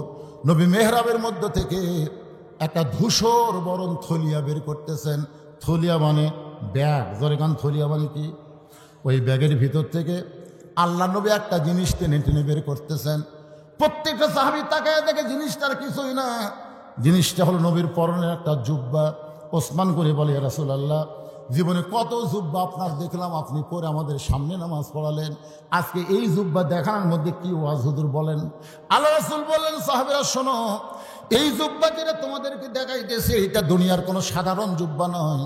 এই জুব্বা পরে আমি কাবার পাশে ঘুমিয়েছিলাম, ফেরেশতা জিবরাইল আমাকে ঘুম থেকে চেতন করলো। জমজমের কূপের পানি দিয়ে ওযু করানোর পরে এই জুব্বা পরা অবস্থায় যে জুব্বা তোমাদেরকে দেখাইতেছি এই জুব্বা পরে আমি বোরাকের পিঠে চললাম। এই জুব্বা পরে আমি বাইতুল মুকাদ্দাসে গেলাম, 2 রাকাত নামাজের ইমামতি করলাম। এই জুব্বা পরে 7 আসমান পাড়ি দিয়া আল্লাহর আরশে গেলাম। যেই জুব্বা তোমাদের দেখাইতেছি এই জুব্বা পরে আমি জান্নাতের মধ্যে ঢুকেছি, এই জুব্বা পরে জাহান্নামের মধ্যে ঢুকেছি, এই জুব্বা পরে আমার আল্লাহর সঙ্গে আমার মিরাজ হয়েছে। এই জুব্বা পর অবস্থায় আল্লাহ তাআলা আমাকে 5 ওয়াক্ত নামাজ দিয়েছে। এই জুব্বা পরে বাইতুল মামুরের মধ্যে আমি ফেরেশতাদের ইমামতি করেছি। আমি নবী মেরাজ পাড়ি দিয়ে আসার পরে এই দামি জুব্বা আর কোনোদিন আমি নিজে পরি নাই। এই জুব্বাটা এই থলিয়ার মধ্যে যত্ন করে রাইখে দিয়েছি। আমি নবী চলে যাব, কিন্তু এত দামি জুব্বা নিয়ে যাব না। এই জুব্বাটা তোমাদের মধ্যে কাউরে না কাউকে আমি নিজের হাতে পরায়া দিব। লিল্লাহি তাকবীর। আল্লাহ নবী বলেছেন তোমাদের মধ্যে কাউকে না কাউকে এই জুব্বাটা আমি নিজের হাতে পরায়া দিব। প্রত্যেকটা সাহাবী জুব্বার দিকে লুলুপ দৃষ্টিতে তাকায় আছে। লুলুপ বোঝেন না? যেই জুব্বা পরে নবী বাইতুল মুকাদ্দাসে নবী রাসূলের ইমামতি করছে, যেই জুব্বা পরে বাইতুল মামুরের মধ্যে ফেরেশতাদের ইমামতি করেছে, যেই জুব্বা পর অবস্থায় আল্লাহর সাথে মেরাজ হলো, যেই জুব্বা পরে আল্লাহ নবীকে 5 ওয়াক্ত নামাজ দিল, এই দামি জুব্বা নবী কোন সাহাবীকে দিবেন? কে এমন জুব্বা পেয়ে নিজের জীবনকে ধন্য করবে? সবাই যখন চিন্তা করতেছে, এমন সময় নবীর পাশেই একজন সাহাবী বসে মনে মনে চিন্তা করে, এই জুব্বা বুঝি নবী আমাকেই পরাই দিবে। এই সাহাবীর নাম হলো হযরত আবু বকর। জোরে বলেন, নাম কি? আল্লাহ রাসূল বলেছেন, আল্লাহর পরে এই দুনিয়াতে কেউ যদি আমার আপন থাকে সেই সাহাবীর নাম হলো আবু বকর। আল্লাহর পরেই এই দুনিয়াতে কেউ যদি আমার বন্ধু থাকে সে বন্ধুর নাম হলো হযরত আবু বকর। সাহাবী বললেন, ইয়া রাসূলুল্লাহ, আবু বকর আল্লাহর পরে আপনার বন্ধু কেমনে হলো? রাসূল বললেন, তাহলে শোনো, একদিন বলেছিলাম গভীর রাতে মক্কা থেকে মদিনায় হিজরত করা লাগবে, কবে করা লাগবে সেই দিনক্ষণ কিছুই বলি নাই। কিন্তু এই কথা বলার 6 মাস পরে আল্লাহ যখন আমাকে হিজরতের হুকুম দিল, আমি চুপি চুপি আবু বকরের ঘরের দরজায় আস্তে করে একটা ঠোকা দিলাম, সঙ্গে সঙ্গেই দরজা খুলে গেল। রাসূল বললেন, আবু বকর, এই গভীর রাতে তোমার দরজা আসতে কি আগে থেকেই তুমি জানতে? আবু বকর বলে, রাসূলুল্লাহ, ওই যে কয়েক মাস আগে বলেছিলেন একদিন গভীর রাতে আমাকে সঙ্গে করে আপনি হিজরতে মদিনায় যাবেন, সেদিন থেকে আজ পর্যন্ত কোনো রাত্রিবেলা ঘুমাইনি, বরং মাসের পর মাস সারা রাত আমি দরজায় দাঁড়িয়ে থাকি। রাসূল বললেন, চলো যাই। আবু বকরকে সঙ্গে করে নিয়ে নবী গেলেন গারে সুর। মাটি থেকে 5600 ফুট উপরে একটা গর্তের মধ্যে নবী আর আবু বকর আত্মগোপন করলেন। বাজান, গর্তের গরমে নবী এক সময় একটু দুর্বল হয়ে আবু বকর উড়ার থেকে বালিশ বানায় নবী ঘুমায় গেলেন। নবী যখন ঘুমায় গেছে, আবু বকর গুনগুন করে একটা গান গাইতেছে, শিশুকালে মইরা গেছে মা, গর্ভে থাকতে মরছে পিতা, নবী চোখে দেখলেন না। আবু বকরকে আল্লাহ এই মানুষটা জীবনে কাউরে কষ্ট দিল না, এই মানুষটা কোনোদিন কাউরে কষ্ট দেয়নি, চড়া কোনো কথা বলে নাই। আর সেই মানুষটাকে আজকে মক্কার মানুষেরা দেখতে পারতেছে না।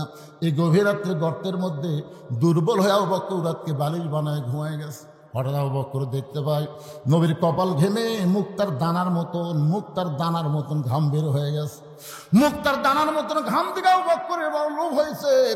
ওই ঘামটা যদি হাতের মধ্যে নিয়ে আমার চেহারার মধ্যে মালিশ করতে পারি, অন্তত নবীর ঘাম চেহারায় থাকার কারণে আল্লাহ তাআলা আবু বকরকে মাফ করে দিবে এই মনে করে ডান হাতে ঘামটা নিয়ে যখন চেহারার মধ্যে মালিশ করতেছে, যেই মাত্র নিজের চেহারার মধ্যে মালিশ করে সঙ্গে সঙ্গে 4 সূরজ গ্রহ তারা তারি নূরের ইশারা, 4 সূরজ গ্রহ তারা তারি নূরের ইশারা, নইলে যে অন্ধকারে ডুবিত এই ধরনী। সবাই বলেন নবী মোর পরশমণি, নবী মোর সোনার খনি, নবী নাম ভাবে যেজন সেই তো দোজাহানের ধরি। গোটা গর্ত আলোকিত হয়ে গেছে।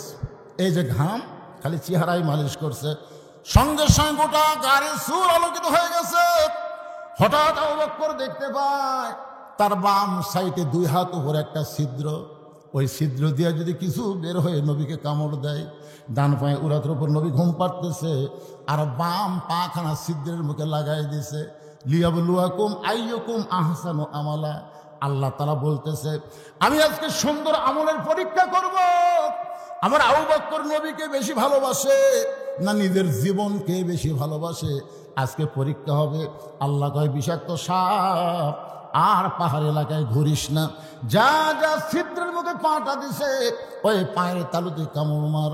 আল্লাহর হুকুমে একটা বিষাক্ত সাপ বিষ ভরা নিয়ে মুখে আবু বকরের পায়ের তালুতে যেই মাত্র কামড় বসায় দেয়, সঙ্গে সঙ্গে বিষটা চলে আসছে কলিজায়। আবু বকর বলে সাপরে তুই মনে করছিস তুই কামড় মারলাম আমি পা টান দিব? সাপরে শুনে নে, দরকার হলে মরে যাব, কিন্তু আমার নবীর ঘুম আমি ভাঙতে দিব না। সাপরে তুই যতই কামড় মার আমি পা টান দিব না। সাপটা বলে আল্লাহ কামড় মারার হুকুম দিলেন, বিষ্ণে কামড় মারলাম তাও তো পা টান দেয় না। আল্লাহ বলে আবার কামড় মার, আবার কামড় মার। কিতাবের মধ্যে 5 বার সাপটা কামড় মারল, গোটা দেহ থর থর করে কাঁপতেছে, কিন্তু ছিদ্র থেকে আবু বকর পা টান দেয় না।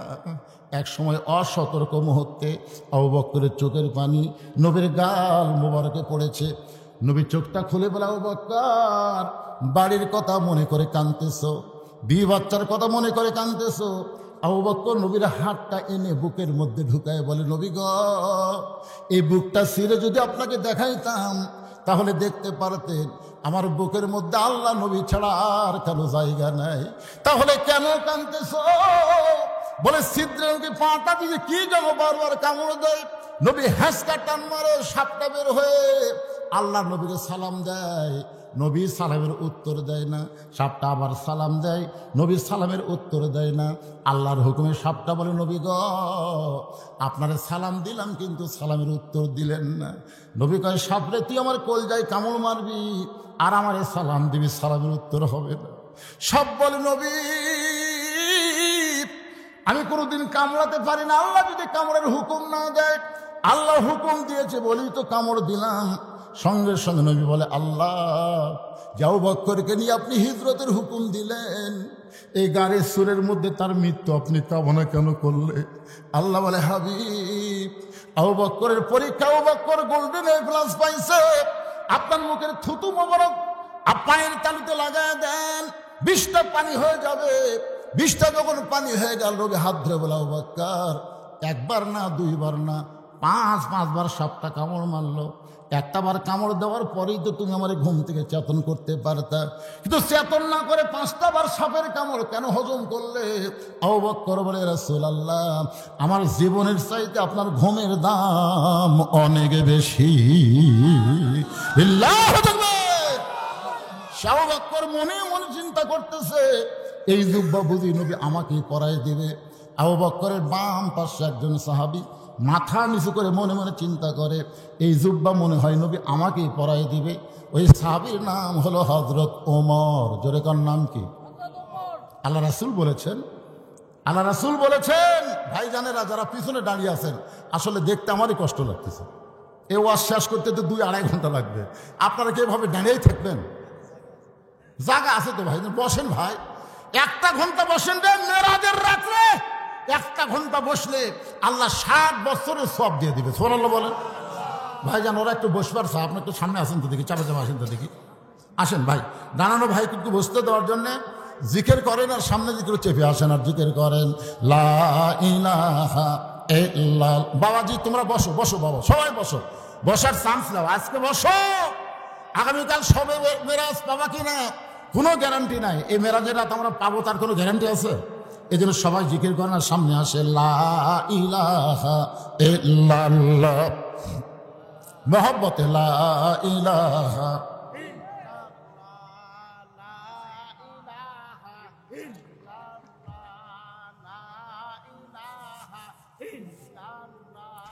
লা ইলাহা ইল্লাল্লাহু লা ইলাহা ইল্লাল্লাহু লা ইলাহা ইল্লাল্লাহ লা ইলাহা ইল্লাল্লাহ।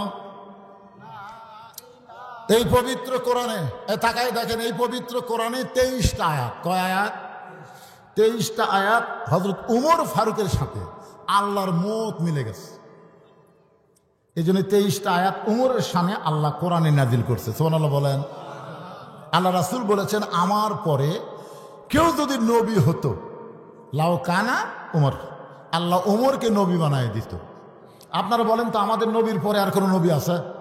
কোরআন শরীফ বলে দিয়েছে, মা কানা মুহাম্মাদুন আবা আহাদিম মির রিজালিকুম ওয়ালাকিন রাসূলুল্লাহি ওয়া খাতামান নাবিয়্যিন। তার মানে বোঝা গেল আমাদের নবীর পরে কোনো নবী নাই। সবাই বলা লাগবে, আমাদের নবীর পরে কোনো নবী, আরো জোরে। তাহলে যারা গোলাম আহমদ কাদিয়ানীকে নবী বলে স্বীকার করে এরা মুসলমান? কোরআনের একটা আয়াত না মানার কারণে গোলাম মোহাম্মদ কাদিয়ানির দলেরা হলো কাফের। আমি যেই বলবো কাদিয়ানি, আপনারা সবাই বলবেন কাফের। এখানে কিন্তু মিডিয়া আছে না নাই? আপনারা মনে করতেছেন খালি আমাদের এলাকার মধ্যেও ওয়াজ থাকবে, তা না, গোটা বিশ্ব আপনাদের এই ভবানীপুরের ওয়াজ চলে যাবে। এই জন্য সবাই গলা খাকারে দেন, নবী খুশি হবে। আপনাদের ওয়াজের সালাম মদিনার রওজা মোবারকে ফেরেশতারা পৌঁছায় দিবে। সুবহানাল্লাহ বলেন। আপনার পরে যারাই নবী দাবি করবে তারা কাফের। ভবানীপুরের জনতা বলেছে, আপনার উম্মতেরা বলেছে। এই জন্য আমি যে বললো কাদিয়ানি, সবাই বলবেন কাফের। কাদিয়ানি আরো জোরে। নবীর পরে, নবীর পরে নবী নাই, নবীর পরে যারাই দাবি করবে তারাই হলো কাফের। কিন্তু রাসূল বলেছেন, আমার পরে কেউ যদি নবী হতো, যদি হতো, তাহলে আল্লাহ ওমরকে নবী বানায় দিত। আল্লাহ নবী বলেছেন, নবী হওয়ার সব যোগ্যতা আল্লাহ ওমরকে দান করেছে। নবী হওয়ার সব যোগ্যতা আল্লাহ হযরত উমরকে দান করেছে। জোরে কোন সুবহানাল্লাহ। আল্লাহ নবী যখন মদিনার প্রেসিডেন্ট ছিলেন, শোনেন, নবী যখন মদিনার প্রেসিডেন্ট ছিলেন তখন নবীর 4টা মন্ত্রী ছিলেন। কি গল্প করে বেড়ায়, যান সাইডে যান। নবীর 4টা মন্ত্রী ছিল। কয়টা মন্ত্রী? ধর্মমন্ত্রী যিনি ছিলেন তার নাম হলো আবু বকর, আর আইন মন্ত্রী হলেন হযরত উমর, আইন মন্ত্রী। আর অর্থমন্ত্রী হলেন ওসমান গনি, আর শিক্ষামন্ত্রী হলেন হযরত আলী।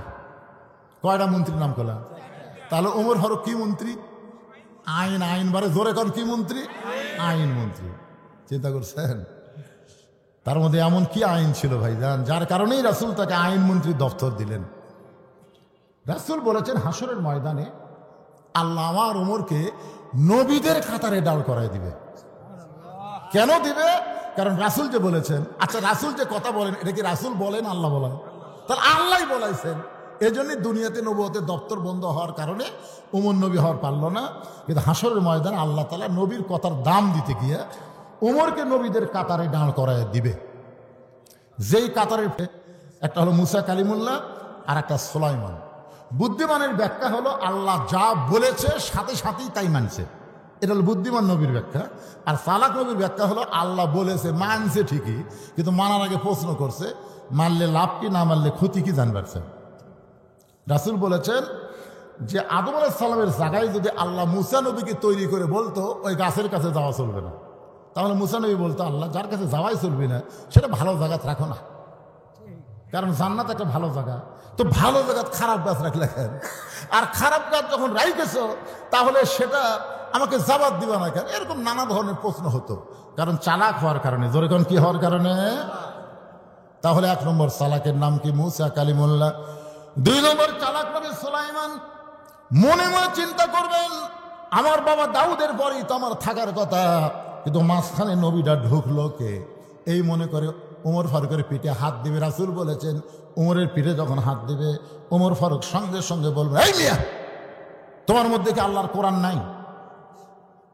অলিমান খাফা মাকাম রাব্বিহি জান্নাতান।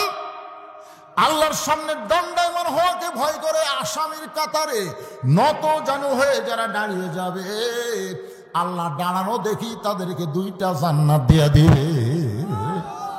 আর তুমি আমার পিঠে হাত দিয়ে বলতেছো কোন নবী ভাই, কোন নবী ভাই? আমি কোনো নবী টবি না, আমার নাম হলো উমর, আমার নাম উমর। সুলাইমান কয় কে রে? যতগুলো নবী আল্লাহ দুনিয়াতে পাঠাইছে সব নবীর নাম তো আমি জানি, কিন্তু উমর নামে তো কোনো নবী নাই। ভাইজান আপনি যদি উমর হন তাহলে নবীর কাতারে কেন দাঁড়ালেন? আপনার সামনে যিনি দাঁড়াইছে তিনি আমার বাবা দাউদ আলাইহিস সালাম, আর আমার নাম হলো সুলাইমান। সঙ্গে সঙ্গে রাসূল বলেছেন ওমর 2 হাত এভাবে জোর করে বলবে, সুলাইমান নবী গো আমি বড় বেয়াদবি করেছি, এইটা নবীর কাতার আমি জানি না, আমাকে আল্লাহর হস্তে মাফ করবেন। এই বলে নবীর কাতার যখন ছাড়তে যাবে আল্লাহ বলবো ওমর নবীর কাতার দাম রাখতে গিয়া তোমাকে নবীদের কাতারে দাঁড় করাইছি, কাতার ছাইড়ো না। ওমর তখন বলবে আল্লাহ খালি নবীর কথার দাম রাখলে হবে না, আমি ওমরের কথারও দাম রাখা লাগবে। আল্লাহ বলবে ওমর তুমি আবার কি কথা বলতে চাও? ওমর বলতেছে আল্লাহ নবীর কাতারে দাঁড় করাইয়া ওমরকে খুশি করতে পারবেন না, ওমর বিশ্ব নবীর উম্মতের কাতারে দাঁড়াতে চায়। নবী না হয়ে দুনিয়ার না হয়ে ফেরেশতা আল্লাহর হয়েছি উম্মত আপনার, তার তরে শুকুর। 1000 বার চলবে না, এখন কোটি বার, তার তরে শুকুর কোটি বার। সে মোর মনে মনে বলতেছে দুব্বা নবী আমাকে হয়তো পড়ায় দিবে। ওমর ফারুকের ডান পাশে একজন মাথা নিচু করে কাঁদতেছে, আর জুব্বার দিকে একবার তাকায়, আবার নিচের দিকে তাকায়, ছোট বাচ্চার মতন কান্দে। এই জুব্বা বুঝি নবী আমাকেই পড়ায় দিবে। তার নাম হলো ওসমান গনি। ভাগ্য গনে নবীর ডবল জামাই। সরলা লেখা নবীর ডবল জামাই। প্রথম বিয়ে করেছিলেন নবীর এক মেয়েকে। আমার মায়েরা তো গেলে ফাতেমার রস শুনবার, মায়েরা শোনেন নবীর মেয়ে কি একটা নাকি? নবীর মেয়ে হলো 4টা। যেখানেই যাই কয় হুজুর ফাতেমা রস করবেন কে? আজকে রোকেয়া রস শোনো। রোকেয়া রোকেয়া আছে, কুলসুম আছে, জয়নাব আছে, ফাতেমা আছে, খালি ফাতেমা, খালি ফাতেমা। এই রোকেয়া ওসমান গনির সঙ্গে প্রথম বিয়ে হলো। এক সময় রোকেয়াকে নিয়ে আল্লাহ নবী ওসমানকে বললেন হিজরত করে আবিসিনিয়ায়। নবীর মেয়েদের মধ্যে সবচাইতে রোগা এবং দুর্বল ছিল রোকেয়া। সেই রোকেয়াকে নিয়ে ওসমান গনি আবিসিনিয়ার দিকে পথ ধরলেন। আবিসিনিয়া পাওয়ার পরে রোকেয়া একটু অসুস্থ হয়ে গেলেন। রাসূলের কাছে খবর দেওয়া হলো আপনার মেয়ে রোকেয়া তো অসুস্থ অবস্থায়। রাসূল বললেন তাহলে আবিসিনিয়া থেকে তাকে মদিনায় হিজরত করো। ওসমান গনি নবীর মেয়ে রোকেয়াকে নিয়ে আবিসিনিয়া থেকে যখন মদিনার পথে রওনা দেয়, পথের মাঝখানে অসুস্থ বেশি হয়ে রোকেয়া দুনিয়া থেকে বিদায় নেয়। ওসমান গনি একা একা মদিনায় চলে গেলেন। আল্লাহ নবী যখন মদিনায় হিজরত করে আবু আইয়ুব আনসারীর বাড়িতে, তিনি তলব করলেন ওসমান এবং আমার মেয়ে রোকেয়াকে আমার কাছে নিয়ে আসো। আজ অনেক দিন হলে রোকেয়াকে আমি দেখতে পাইনি, আমার মেয়েটাকে দেখে কলিজা শান্তি করতে চাই। কিছুক্ষণ পরে ওসমান গনি একা উপস্থিত হলেন। রাসূল বলে ওসমান তুমি একা কেন আইলে, আমার মেয়েটা কোথায়?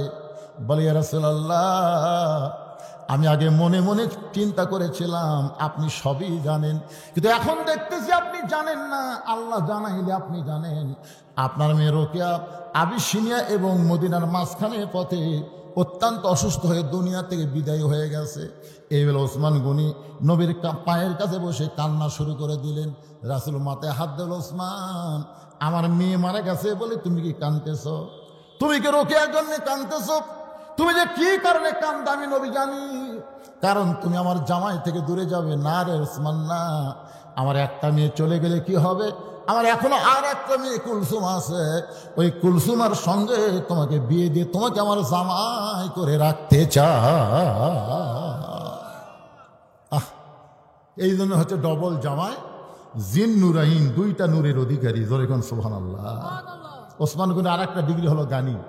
একদিন আল্লাহ রাসূল বলল, ওসমান আল্লাহ তোমাকে কত সম্পদ দিয়েছে, তুমি কি হিসাব জানো? ওসমান বলে, হুজুর একটা হিসাব অবশ্য আছে, মানে আমার যত সম্পদ সব গুদামের মধ্যে আছে, আর ওই গুদামও তালা দেওয়ার পরে যে চাবিগুলো আছে এই চাবিগুলো টানতে একটা উট হিমশিম খায়। মানে উটের পিঠের উপর আমি চাবিগুলো রাখি, উটটা চলতে চলতে একসময় ক্লান্ত হয়ে যায়। তাহলে চিন্তা করে দেখেন, তালা করডি গুদাম করডি, চিন্তা করছেন? খালি চাবি বোঝেন না আপনারা, চাবি বোঝেন না, তালার চাবি টানতে একটা উট হিমশিম খায়। রাসূল একটু মুস্কি হাইতে বললেন, ওসমান আল্লাহ যদি তার সমস্ত সম্পদ ফেরত চায়, মনে করো তোমার যত সম্পদ আল্লাহ তোমাকে দিয়েছে, এই সম্পদ যদি আল্লাহ ফেরত চায় তুমি কি করবে? সঙ্গে সঙ্গে ওসমান গনি ওই চাবি বহন করা উটটা সহ নবীর হাতে দিয়ে দিলেন। নবী কয়, ওসমান কি? কয়, হুজুর সবই দিয়ে দিলাম, এমনকি উটটাও পর্যন্ত দিয়ে দিলেন। নবী কয়, ওসমান কি কয়, কি কন? চাহিদা মাত্র আর বাহককে দিতে বাধ্য থাকিবে, সম্পদের মালিক তা আমি না, আল্লাহ আমাকে দিছে, আল্লাহ আমার চাষে। নবী কয়, ওসমান সব দিয়ে দিলে তোমার থাকলো কি? আমার এখনো দুটা জিনিস খালি কলজার মধ্যে জল জল করে জ্বলতেছে, এইদিকে আছে আল্লাহ, এইদিকে আছে নবী, আমার আর কি লাগবে? নবী আসমানের দিকে তাকালেন, আকাশের দিকে তাকালেন, আল্লাহ আল্লাহ এই ওসমানকে আমি কি দিব? আল্লাহ আল্লাহ বলে, আপনার দেওয়া লাগবে না, আমার জ্ঞানী ডিগ্রি আমি ওসমানকে দিয়ে দিলাম। জোরে কোন সুবহানাল্লাহ। সে ওসমান গনি মনে মনে চিন্তা করতেছে, এই যুদ্ধ বুঝি নবী আমাকেই পরায় দিবে। ওসমান গনি কিন্তু বিশ্বাস করে সম্পদের মালিক মানুষ না, সম্পদের মালিক হলো আল্লাহ। আমার সামনে যারা বসে আওয়াজ শুনতেছেন, আপনাকে বিশ্বাস কি? সবাই বলতেছে না কেবারে আপনার পকেটের যে টাকা আছে এই টাকার মালিককে? এটার মালিক আল্লাহ। এটাকে বিশ্বাস করে বলতেছেন না মুখে মুখে? সমস্ত সম্পদের মালিক আল্লাহ। কারা কারা বিশ্বাস করে? দুই হাত তোলা, আল্লাহকে একটু দেখান তো দেখি। লিল্লাহি তাকবীর। হাত নামান। আমি সব দিবার বলতেছি না, এ যে মুরব্বী, এ যে বাবা, এখন ওঠেন না, এই সময় উঠলে হবে না? লাভ দিয়ে উঠছে, উঠুক, অসুবিধা নেই, হয়তো কোনো জরুরি কল আছে যার কারণে মুরব্বী উঠছে, অসুবিধা নাই। ভাইজান, এই যুবকেরা যে 10টা বছর হলে মাহফিল করতেছে, এরা কি ভালো কাম করতেছে না খারাপ কাম করতেছে? ভালো কাম যদি করে থাকে এখন আপনাদের কাছে যাবে, সব দেওয়া লাগবে না। ওয়াজের মিডল পয়েন্টে আমি 5টা মিনিট এই যুবকদের মাহফিলের জন্য আপনাদের কাছে ব্যাগ পাঠালাম। আল্লাহ দেওয়ার সম্পদ থেকে আপনি দিবেন, নিজের সম্পদ না, আল্লাহর সম্পদ থেকে। আল্লাহ আমানত স্বরূপ আপনাকে দিচ্ছে পরীক্ষার জন্য।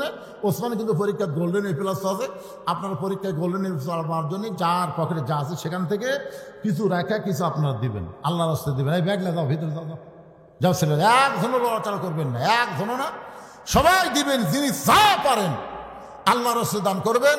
আজকের মাহফিলের সম্মানিত সভাপতি সাহেব 1 মিনিটের জন্য মাহফিল ছাড়েনি, 1 মিনিটের জন্য মাহফিল ছাড়েনি। আমি আমার সভাপতি ভাইকে বলবো যে ছেলেদেরকে উৎসাহ দেওয়ার জন্য আপনাকে একটা মোটা অঙ্কের দেওয়া লাগবে, ঠিক আছে? কারণ এরা তো গান বাজনা করতেছে না, এরা কোরআনের মাহফিল করতেছে। আল্লাহ যাকে সম্পদ দেয় পরীক্ষার জন্যে, আল্লাহ আমার ভালো কাজে ব্যয় করারও ইমান দেয়। জোরে কোন কথা ঠিক কিনা? আমার সভাপতি ভাইকে আমি বললাম, মানে এখন মতো মুখটাও দেখালো না মানে। মাশাআল্লাহ ভাইজান, এখনকার করোনা আছে নাকি? ধুলাবালি যখন শোনেন, এটা কিন্তু মাস্ক কিন্তু খালি করোনার জন্য না, মাস্ক হলো ধুলাবালি যত কিছু আছে, দুর্গন্ধ আপনার নাকে মুখে যেন না ঢোকে, এই জন্যে এটা নাকে মুখে দিবেন। কিন্তু বেশি দিন দেওয়া যাবে না, 1 থেকে 2-3 দিন দেওয়া যাবে, তার বেশি কিন্তু এটা দেওয়া যাবে, নতুন আর একটা কিনা লাগবে। মাস্ক সবাই ব্যবহার করবেন। রাস্তায় যত ধুলা ওড়ে, যার হাঁপানি আছে, এজমা আছে, তার জন্য খুবই কষ্ট। হ্যাঁ ভাইজান, তো বিশেষ অতিথি নাকি আপনি জাননি? প্রধান অতিথির সাথে কে গেল না? একটা আমি গেছিলাম, চলে গেল তো। আচ্ছা, আমি আসি। তো ভাই কিছু কন, হ্যাঁ, আপনি বললে আমি কত চাবো আপনার কাছে? চাওয়া লাগবে না। লাগবে না, চাওয়া লাগবে না।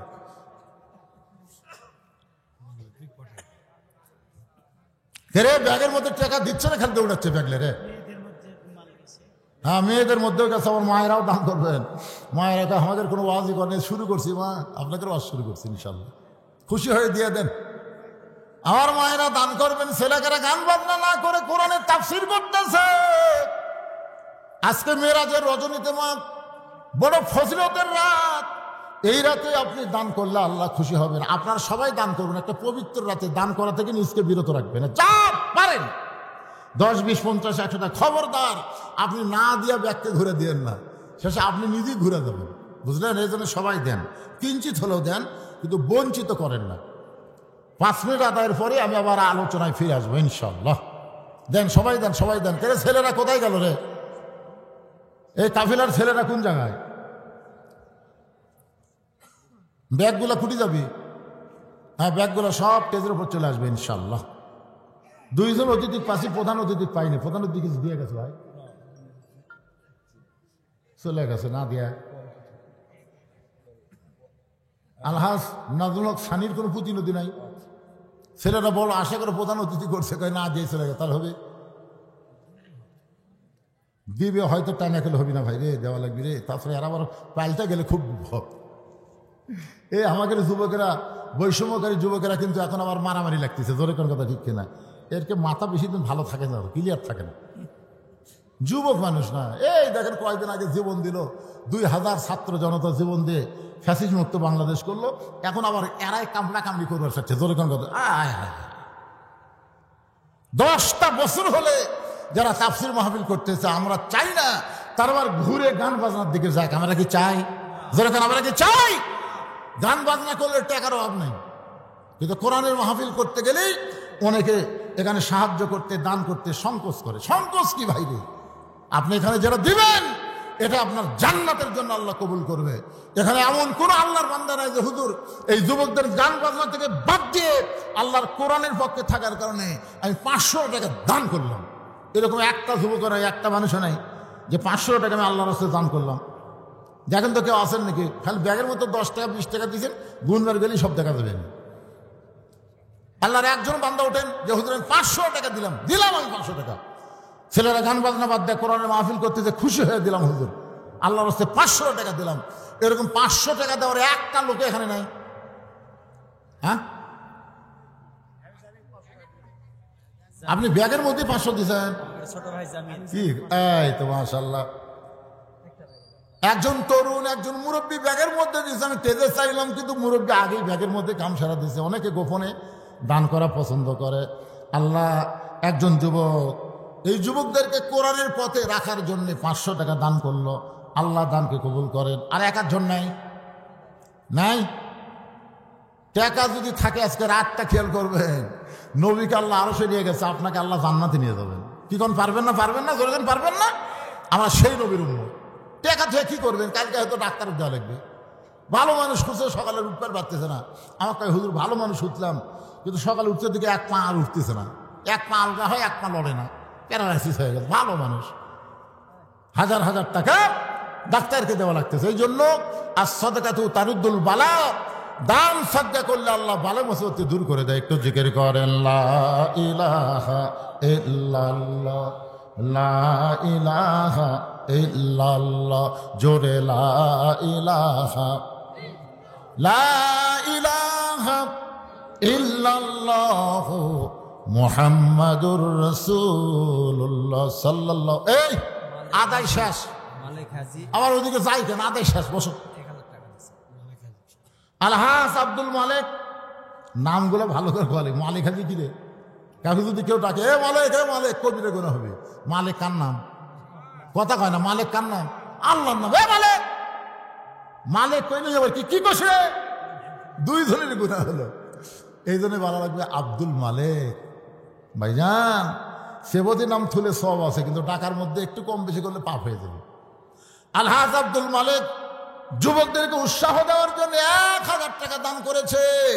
আল্লাহ তার দানকে কবুল করেন, আল্লাহ বেশি বেশি দান করার তৌফিক দেন। দাতার মধ্যে তার নামটা লিখে নেন, ওসমান গনির সঙ্গে আল্লাহ তাকে জান্নাত দেন। জোরে কান আমিন।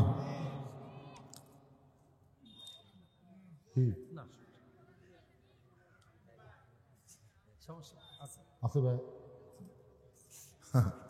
এখন মানে হিরোইন খোর, গাঁজা খোর, আফিম খোর, আবা খোর, বাবা খোর বেশি হচ্ছে। জোরে কান ঠিক কিনা? কিছুদিন আগে এক মাহফিলে মেয়েদের কাছে আদায় করে যাতে মেয়েরা করছে আমাকে তো আদায় করে নিয়ে গেছে। মাহফিল কমিটি কয় আমাকে তো কেউ আসেনি, কে গেল?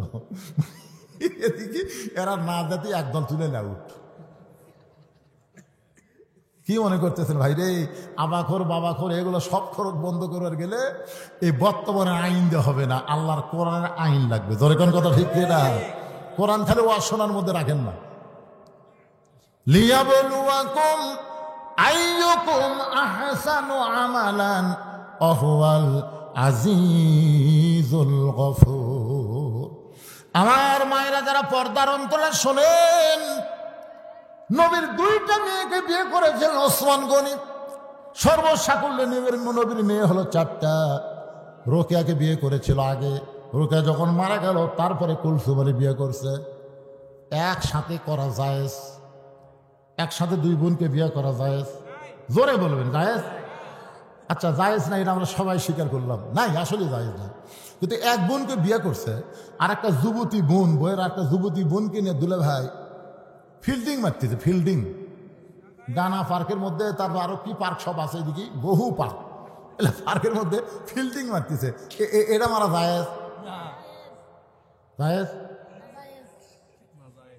এক তো গত বছর দেখেছেন, কয় বছর আগে? হ্যাঁ, স্বাস্থ্য ভালোই মাশাআল্লাহ। যদি অসুখ হয় আল্লাহ যেন ভালো করে দেয়। জোরে করে আমিন। আল্লাহ তোমাকে ভালো করে দেবে ইনশাআল্লাহ। আল্লাহ পারে না কি কোন পারে কি পারে না? ছেলেটার জন্য প্রাণ খুলে দোয়া করবেন। দেখেন প্রাণ খুলে দোয়া করো। আল্লাহ, আরে আল্লাহ তুমি দেখছো বাপ মাকে দিয়েছো কলিজা জুড়ে, সে সন্তান অসুস্থ হয়ে থাক, বাপ মা চাই না। আল্লাহ আমরা এতগুলো মানুষ আজকে চাচ্ছি এই বাচ্চাটাকে যেন আগামী বছর আবার সুস্থ দেখতে পাই। ধরে কেন আমি কি সুন্দর শুনতেছে, প্রত্যেকটা কথায় হুঁকারি দেখতেছে। আমার মায়েরা শোনেন, আপনাদের একটু ওয়াজ করব। 2 বোনকে একত্রে বিয়ে করা জায়েজ নাই। এক বোনকে বিয়ে করে আর একটা বোনকে নিয়ে ফিল্ডিং মারাও জায়েজ নাই। যারা মেয়ের বাপ আছে, আমি কিন্তু মেয়ের বাপ, মেয়ের বাপ হসি বলে কি মরছি নাকি? যারা মেয়ের বাপ আছেন তাদের আমি পায়ে হাত দিয়ে বলতেছি, একটা মেয়েকে যখন বিয়ে দিছেন, আর একটা মেয়ে যদি যুবতী থাকে খবরদার ওই জামাইয়ের আশেপাশে যাবার দিবেন না। মেয়েদের জন্য, পুরুষ মানুষের মধ্যে 2টা কাল সাপ আছে মেয়েদের জন্য। এই মায়েরা শোনেন, ভালো করে শোনেন। মেয়েদের জন্য পুরুষের মধ্যে 2টা কাল সাপ। কাল সাপ বোঝেন? একটা হলো দুলা ভাই আর একটা হলো দেওরা। তো মেয়েরাই কেন চিল্লাচিল্লি করতেছে নাকি? মায়েরাই ও শোনেন, একটা হলো দুলা ভাই, একটা হলো দেওরা। এই 2টা পুরুষ মেয়েদের ক্ষতি সবচাইতে সমাজে বেশি করে। যেরকম ঠিক কিনা? কারণ শালীর গায়ে দুলা ভাই যদি হাত দেয়, শালী ভয় কিছু বলে না, কারণ বোন তার ঘরে আছে। বললে যদি আমার বোনের উপর কষ্ট দেয়, বাপও যদি জানে, দুনিয়ার মানুষের কাছে প্রকাশ করতে শরম পায়। একটা মেয়ে বিয়ে করছে আর একটা মেয়ে খাম করছে, কেমনে বলবে?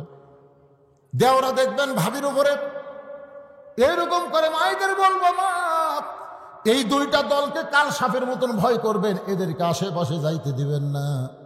কারণ দুনিয়া বেশি দূরের জন্য নয়, আমাদের সবাইকে যাওয়া লাগবে, ঠিক কিনা? আলীকে বুকের মধ্যে নিয়ে গভীর রাত্রে ছোট বাচ্চার মতন ফাতেমা কাঁদতেছে, ছোট বাচ্চার মতন কান্দে। আলী বলে, ফাতেমা এমন কান্না তোমাকে কোনোদিন আমি দেখলাম না, আজকে আমাকে বুকের মধ্যে নিয়ে তুমি এত কেন কাঁদতেছ? ফাতেমা বলে, স্বামী গ, আমি দুনিয়া থেকে বিদায় নেওয়ার পরে আপনাকে ওসিয়ত করতেছি, আপনি আর একটা বিয়ে করবেন, আপনি আর একটা বিয়ে করবেন। আমি দুনিয়া থেকে বিদায় নেওয়ার পরে আপনি দেরি করবেন না, আর একটা বিয়ে করবেন। আমি জীবিত অবস্থায় আপনি বিয়ে করলে আপনার শ্বশুর, আমার বাবা, আল্লাহর নবী কষ্ট পাবে, এই জন্য হয়তো আপনি করবেন না। কিন্তু আমি মরে গেলে আপনি তাড়াতাড়ি আর একটা বিয়ে করে নেবেন। আলী বলে, ফাতেমা তুমি আমাকে বিয়ের কথা বলার জন্যই কেমন করে কাঁদতেছ? ফাতেমা বলে, স্বামী গ, আমি সব সময় আল্লাহর কাছে বলেছি, আল্লাহ ফাতেমার দোয়াটা কবুল করো। আল্লাহ তাআলা আমার দোয়া কবুল করেছে, আমার দোয়া কবুল করেছে।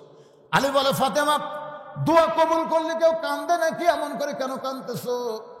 ফাতেমা বলে, স্বামী গো, দোয়াটা হলো আল্লাহ যেন পর্দার মধ্যে আমার মৃত্যু দেয়। আলী বলতে, পাগলি নাকি? সারা জীবন তুমি পর্দা মেনে চললে, যে মেয়েটা সারা জীবন পর্দার মধ্যে ছিল সে তো পর্দার মধ্যেই মৃত্যুবরণ করবে। ও ফাতেমা, দোয়া কবুল করাতে আনন্দ করো, খুশি হও। ফাতেমা বলে, স্বামী গ, আপনি একটু ধৈর্য ধরে নিবেন, শুনবেন, আজকে গভীর রাত্রে ফাতেমার মৃত্যু হবে। যেই মাত্র কইছে আজকে গভীর রাত্রে ফাতেমার মৃত্যু হবে, গাছের গোড়া কাটলে গাছটা যেমন পড়ে যায়, আলী তেমনি পড়ে গেলেন ঘরের মাজায়। মা ফাতেমা মুসকি মুসকি হাসে, স্বামীর মাথার উড়াত্র করে নিয়ে কপালে একটা চুমা দিয়ে বলে, স্বামী গ, এমন করে আপনি কাঁদবেন না, এমন করে আপনি কাঁদবেন না। আমি জানি আল্লাহ আপনাকে 2টা ডিগ্রি দান করেছে। একটা ডিগ্রির নাম হলো আনা মাদিনাতুল ইলমে ওয়া আলিউ বাবুহা, আর একটা ডিগ্রি হলো আসাদুল্লাহিল গালিব। জোরে কর না সুবহানাল্লাহ। ফাতেমা স্বামীর কপালে চুমা দিয়ে বলতেছেন, আল্লাহ আপনাকে 2টা ডিগ্রি দিয়েছে। কয়টা? একটা ডিগ্রি হলো আনা মাদিনাতুল ইলমি ওয়া আলিউ বাবুহা। রাসূল বলেছেন, আমি হলাম ইলমের শহর, আলী হচ্ছে তার দরওয়াজা। আর আল্লাহ বলেছেন, আলী হচ্ছে আল্লাহর সিংহ। আপনি হলেন একজন শক্তিশালী সুপুরুষ, একজন জ্ঞানী মানুষ। বউ মারা যাবে রাত্রেবেলা, শুনে কেন পড়ে গেলেন? আপনি কি জানেন না এ দুনিয়া থাকার জায়গা না? আপনি কি জানেন না এই দুনিয়া থাকার জায়গা নয়? এই দুনিয়াতে আসলে সবাইকে যাইতে হবে। আচ্ছা, আপনাদের এই বিশ্বাস আছে যে দুনিয়া থাকার জায়গা না, আসলে যাইতে হবে? এই বিশ্বাস যদি থাকে ভাইজান, তাহলে আমাদের সবাইকে মিলে এই কোরআন শুধু ওয়াজ শুনবো না, বাস্তব জীবনে আল্লাহর কোরআনকে আমরা গ্রহণ করব। রাজি আছেন? প্রয়োজন হলে আল্লাহর কোরআনের জন্য কারা কারা জীবন দিতে প্রস্তুত? 2 হাত তুলে আমার আল্লাহকে দেখান। লিল্লাহে তাকবীর। হাত নামান। প্রয়োজন হলে, প্রয়োজন হতেও পারে, পারে কি পারে না? জোরে কর। কারণ কোনো সময় কেউ চাবে না যে বাংলার জমিন কোরআন দিয়ে চলুক, এটা অনেকেই চাবে না। কারণ কোরআন দিয়ে চললে আবু জেহেলের নেতৃত্ব থাকবে না, তো আব্দুলের এতিমপোলা নেতা হয়ে যাবে, ঠিক কিনা বলেন? এই জন্য অনেকেই চাবে না ভাইজান। কথাটা কেন করলাম একটু খেয়াল করেন। আসাদুল্লাহের গানি হযরত আলী, সমস্ত জ্ঞানের গানি হযরত আলীকে বলতে যে, ফাতেমা স্বামী, আমি দুনিয়া থেকে বিদায় নেওয়ার পর আমার 3টা চাওয়া কিন্তু আপনাকে পুরা করা লাগবে। যেই বলছে 3টা চাওয়া পুরা করা লাগবে, আলী ছোট বাচ্চার মতন কাঁদতে, ফাতেমা দুনিয়াতে গরিব ছিলাম বলে তোমারে কিছুই দিবার পারলাম না, গরিব ছিলাম বলে দুনিয়াতে তোমাকে কিছুই দিবার পারি নাই। আল্লাহ রাসূল কিন্তু ফাতেমাকে বলেছে, ফাতেমা কোনো কিছুর জন্যে আলীকে যেন কষ্ট দিও না, আলীকে কষ্ট দিও না ফাতেমা। যদি তোমার কোনো কিছু দরকারি হয় তুমি আমার কাছে যেও, আমার কাছে বলো, আমি বাবা হিসাবে যতদূর পারি তোমাকে চেষ্টা করব, কিন্তু খবরদার আমার আলীকে যেন কষ্ট দিও না। সুবহানাল্লাহ খান। যার কারণে ফাতেমা কোনদিন স্বামীকে কষ্ট দেয় নাই। একদিন গভীর রাত্রে ভাবে জ্বলায় দিচ্ছে, আগুন নিচে ফাতেমাকে দাফন করে, যেই মাত্র দাফন কাজ শেষ হয়ে গেল, আলী বলতে, আল্লাহ আমার ফাতেমাকে তুমি কবুল করে নাও। যেই মাত্র বাকি মিটে গেছে, সঙ্গে সঙ্গে তাকায় করে সামনে কয়েকটা পুরাতন কবর, এখন ফাতেমার কবর দেওয়া হলো, সেই নতুন কবর গেল কোন জায়গায়? আলী বলতে, আল্লাহ আমার ফাতেমার নতুন কবর কোথায় গেল? গোটা জান্নাতুল বাকি দৌড়ায়, ফাতেমার কবর, ফাতেমার কবর। কে যেন বলে, আলী ফাতেমা পর্দা নিশি, আমি আল্লাহ জোহরা ডিগ্রি দিয়া ফাতেমার কবরটাকে কিয়ামত পর্যন্ত পর্দা করে দিয়েছি। আমার মায়েরা, শুধু ফাতেমার শুনলে হবে না, মা ফাতেমার মতন আপনাদেরকে পর্দা করতে হবে। মা, মেয়েদের যতই আমল থাক, পর্দা যদি না থাকে কোনো আমল আল্লাহ কবুল করবে না। মেয়েদের 1 নম্বর আমল হলো পর্দা, সব সময় পর্দার ভিতরে থাকবেন। 2 নম্বর আমল হলো স্বামীর কথা মতো চলবেন, স্বামীর খেদমত করবেন। তবে সব সময় খেদমত করা লাগবে না, স্বামী যখন খেদমত চাবে তখন আপনারা খেদমত করবেন। আমি মেয়েদেরকে বলতেছি, মায়েদেরকে বলতেছি, স্বামী যখন খেদমত চাবে, আমার কথা কি বুঝলেন? স্বামী যখন খেদমত চাবে তখন খেদমত করা লাগবে, অযথা খেদমত করা যাবে না। অতি ভক্তি চোরের লক্ষণ। দেখবেন অযথা এসে খেদমত করতেছে, কপাল টিপতেছে, পাকা হাঁকাচ্ছে। আপনি কোন কারেন্ট তো আছে, পাকা হাঁকে, ওই কারেন্টের ফ্যান তো আমার শত্রু। ওই যদি আপনি বাতাস দেয়, তাহলে জান্নাত কেন যাবো? ফ্যান বন্ধ করতে বাতাস করতেছে, এক হাতে কপাল টিপতেছে। স্বামী কয়, আল্লাহ রে, আমাকে এটা রাবিয়া বসলি হসে রে, হাই রে হাই। কিছুক্ষণ পরে কান দিচ্ছে। স্বামী কয়, কান্দ কেন? কান্দে আর জোরে জোরে ফাঁকা খায়। স্বামী কয়, কি কান্দ কে? কান্দার কারণ হলো তোমার বুড়া বাপ আর তোমার বুড়ি মা। তুমি জানো, তুমি যখন ব্যবসা করবার যাও, চাকরির যাও, তখন তোমার বুড়ি মার বুড়া বাপ আমার কলজে জ্বলে গেছে। এই বুড়া বুড়িগুলো যদি থাকবার চাও, তাহলে আমার বাপের বাড়ি পেটে দাও। আর হামাক লিয়ে যদি সোনার সংসার করবার চাও, এই বুড়া বুড়ির বাদ দেওয়া লাগবে। অমা আলাইনা ইল্লাল বালাক। এখন তুমি কি কবা কও? স্বামী চিন্তা করতেছে, কি বলি? এমন সময় আল্লাহর কোরআন স্বামীর কাছে এসে বলতেছে, ওয়াকাদা রাব্বুকা আল্লা তা'বুদু ইল্লা ইয়্যাহু ওয়া বিল ওয়ালিদাইনি ইহসানা। জোরে কান সুবহানাল্লাহ। স্বামী লাফ দিয়ে উঠছে, স্বামী লাফ দিয়ে উঠছে। বউ কয়, উঠছো কেন? উঠ, তোর কি কি গুছে দেওয়া লাগবে? কোন কোন ব্যাগত করে মাল সামান লিয়ে দেবি? বউ কয়, কোথায় যাবো? তোর বাপের বাড়ি যাবো না? তোর বাপের বাড়ি যাবি না? যাবো তো। এই জন্য সব গুছিয়ে দিই, যা। তুই কি মনে করছিস তুই মরে গেলে বউ পাবো না? তোর ছাড়া দিলে বইয়ের অভাব? তুই ক, তুই যাকে বিরুদ্ধে আমার সাথে ওয়াজ করলি, আমার আলাইনা ইল্লাল বালাক, এই বাপ মা যদি মরে, আমি বাপ মা পাবো? বাপ মা মরে গেলে বাপ মা পাওয়া যাবে না, বউ ছাড়া দিলে মরে গেলে বউয়ের অভাব নেই। তো খামার বাপ মায়ের জন্য তোকে জন্য আটকে থামো, যা তুই বাপের বাড়ি যা। কিছুদিন পরে একটা গাড়ি ফেরত দেবো, গাড়ির নাম হলো তালাকের গাড়ি। ধরে কান কিসের গাড়ি? 3 তালাকের গাড়ি। দরকারে বউ ছাড়বো, কিন্তু বাপ মার কলি যাই একটা কষ্টও দিবার পারবো। বউ দৌড়ে এসে স্বামীর পা ধরে বলতেছে, আমি আপনাকে পরীক্ষা করলাম, আপনি আসলেই জান্নাতি গো, আপনি আসলেই মরদ মানুষ। জানেন, মাঝে মাঝে বউ কিন্তু এরকম অভিনয় টভিনয় করে খেদমত করতে পারে। ধরে কোন কথা ঠিক কিনা? মেয়েদের বলবো 2 নম্বর হলো স্বামীর কথা মতো চলা, স্বামীকে খেদমত করা। 1 নম্বর নামাজ, 2 নম্বর রমজান মাসে রোজা, 3 নম্বর সতীত্বের হেফাজত পর্দা করা, 4 নম্বর স্বামীর কথা মতো চলা, স্বামীকে খেদমত করা। এই 4টা আমল যদি করতে পারেন, 8টা জান্নাতের দরজা আল্লাহ খুলে দিবে। লিল্লাহি তাকবীর। আমার মায়েরা ধৈর্য নিয়ে বসেন। ওসমান গনি চোখের পানি নিয়ে কানতেছে আর বলতেছে, জুব্বা বুঝি রাসূল আমাকেই পরায় দিবে। ওসমান গনির পাশে একজন সাহাবী বসে আছেন, একজন সাহাবী, নাম হলো তার হযরত আলী। ধরে বলেন, নাম কি? হযরত আলী মুস্কি মুস্কি হাসতেছেন, আবু বকর কিন্তু কানতেছেন, ওমর কিন্তু কানতেছে, ওসমান গনি কানতেছে, কিন্তু হযরত আলী মুস্কি মুস্কি হাসতেছে। মুস্কি মুস্কি হাসার কারণ হলো, আল্লাহ রাসূল বলেছেন, আদম আলাইহিস সালাম থেকে কিয়ামত পর্যন্ত যত মানুষ দুনিয়াতে আসবে, হযরত আলীর মতন এত বড় ডিগ্রি আল্লাহ কোন নবীকেও পর্যন্ত দেয়নি। সে ডিগ্রির নাম কি জানেন? জানেন? আলীর একটা ডিগ্রি আছে, কাররাম আল্লাহ ওয়াজহাহু। আলীর চেহারাকে আল্লাহ তাআলা সবার উপরে সম্মানই করে দিয়েছে। জোরে কান সুবহানাল্লাহ। রাসূল বললেন, সাহাবীরা তোমরা শুনলে আশ্চর্য হবে, তোমাদের মাঝখানে এমন একজন মহামানব বসে আছে, যিনি আমার চাইতেও 2 দিক দিয়ে সৌভাগ্যবান। সাহাবীরা বলে, না হুজুর, মহামানব তো আপনি একটাই, আপনি সারবার কি? রাসূল বলেন, তোমরা স্বীকার না করলে আমি স্বীকার করি, 2 দিক দিয়ে সে আমার চাইতে সৌভাগ্যবান। শুনে নাও, বাবা আদম থেকে আমি নবী পর্যন্ত প্রত্যেকটা নবীর বিবিরা জান্নাতি। আমার খাদিজা জান্নাতি, আমার আয়েশা জান্নাতি, আমার সালমা জান্নাতি, আমার হাফসা জান্নাতি। এভাবে নবীর বইয়ের কথা বলতেছেন, সব বিবি আমার জান্নাতি।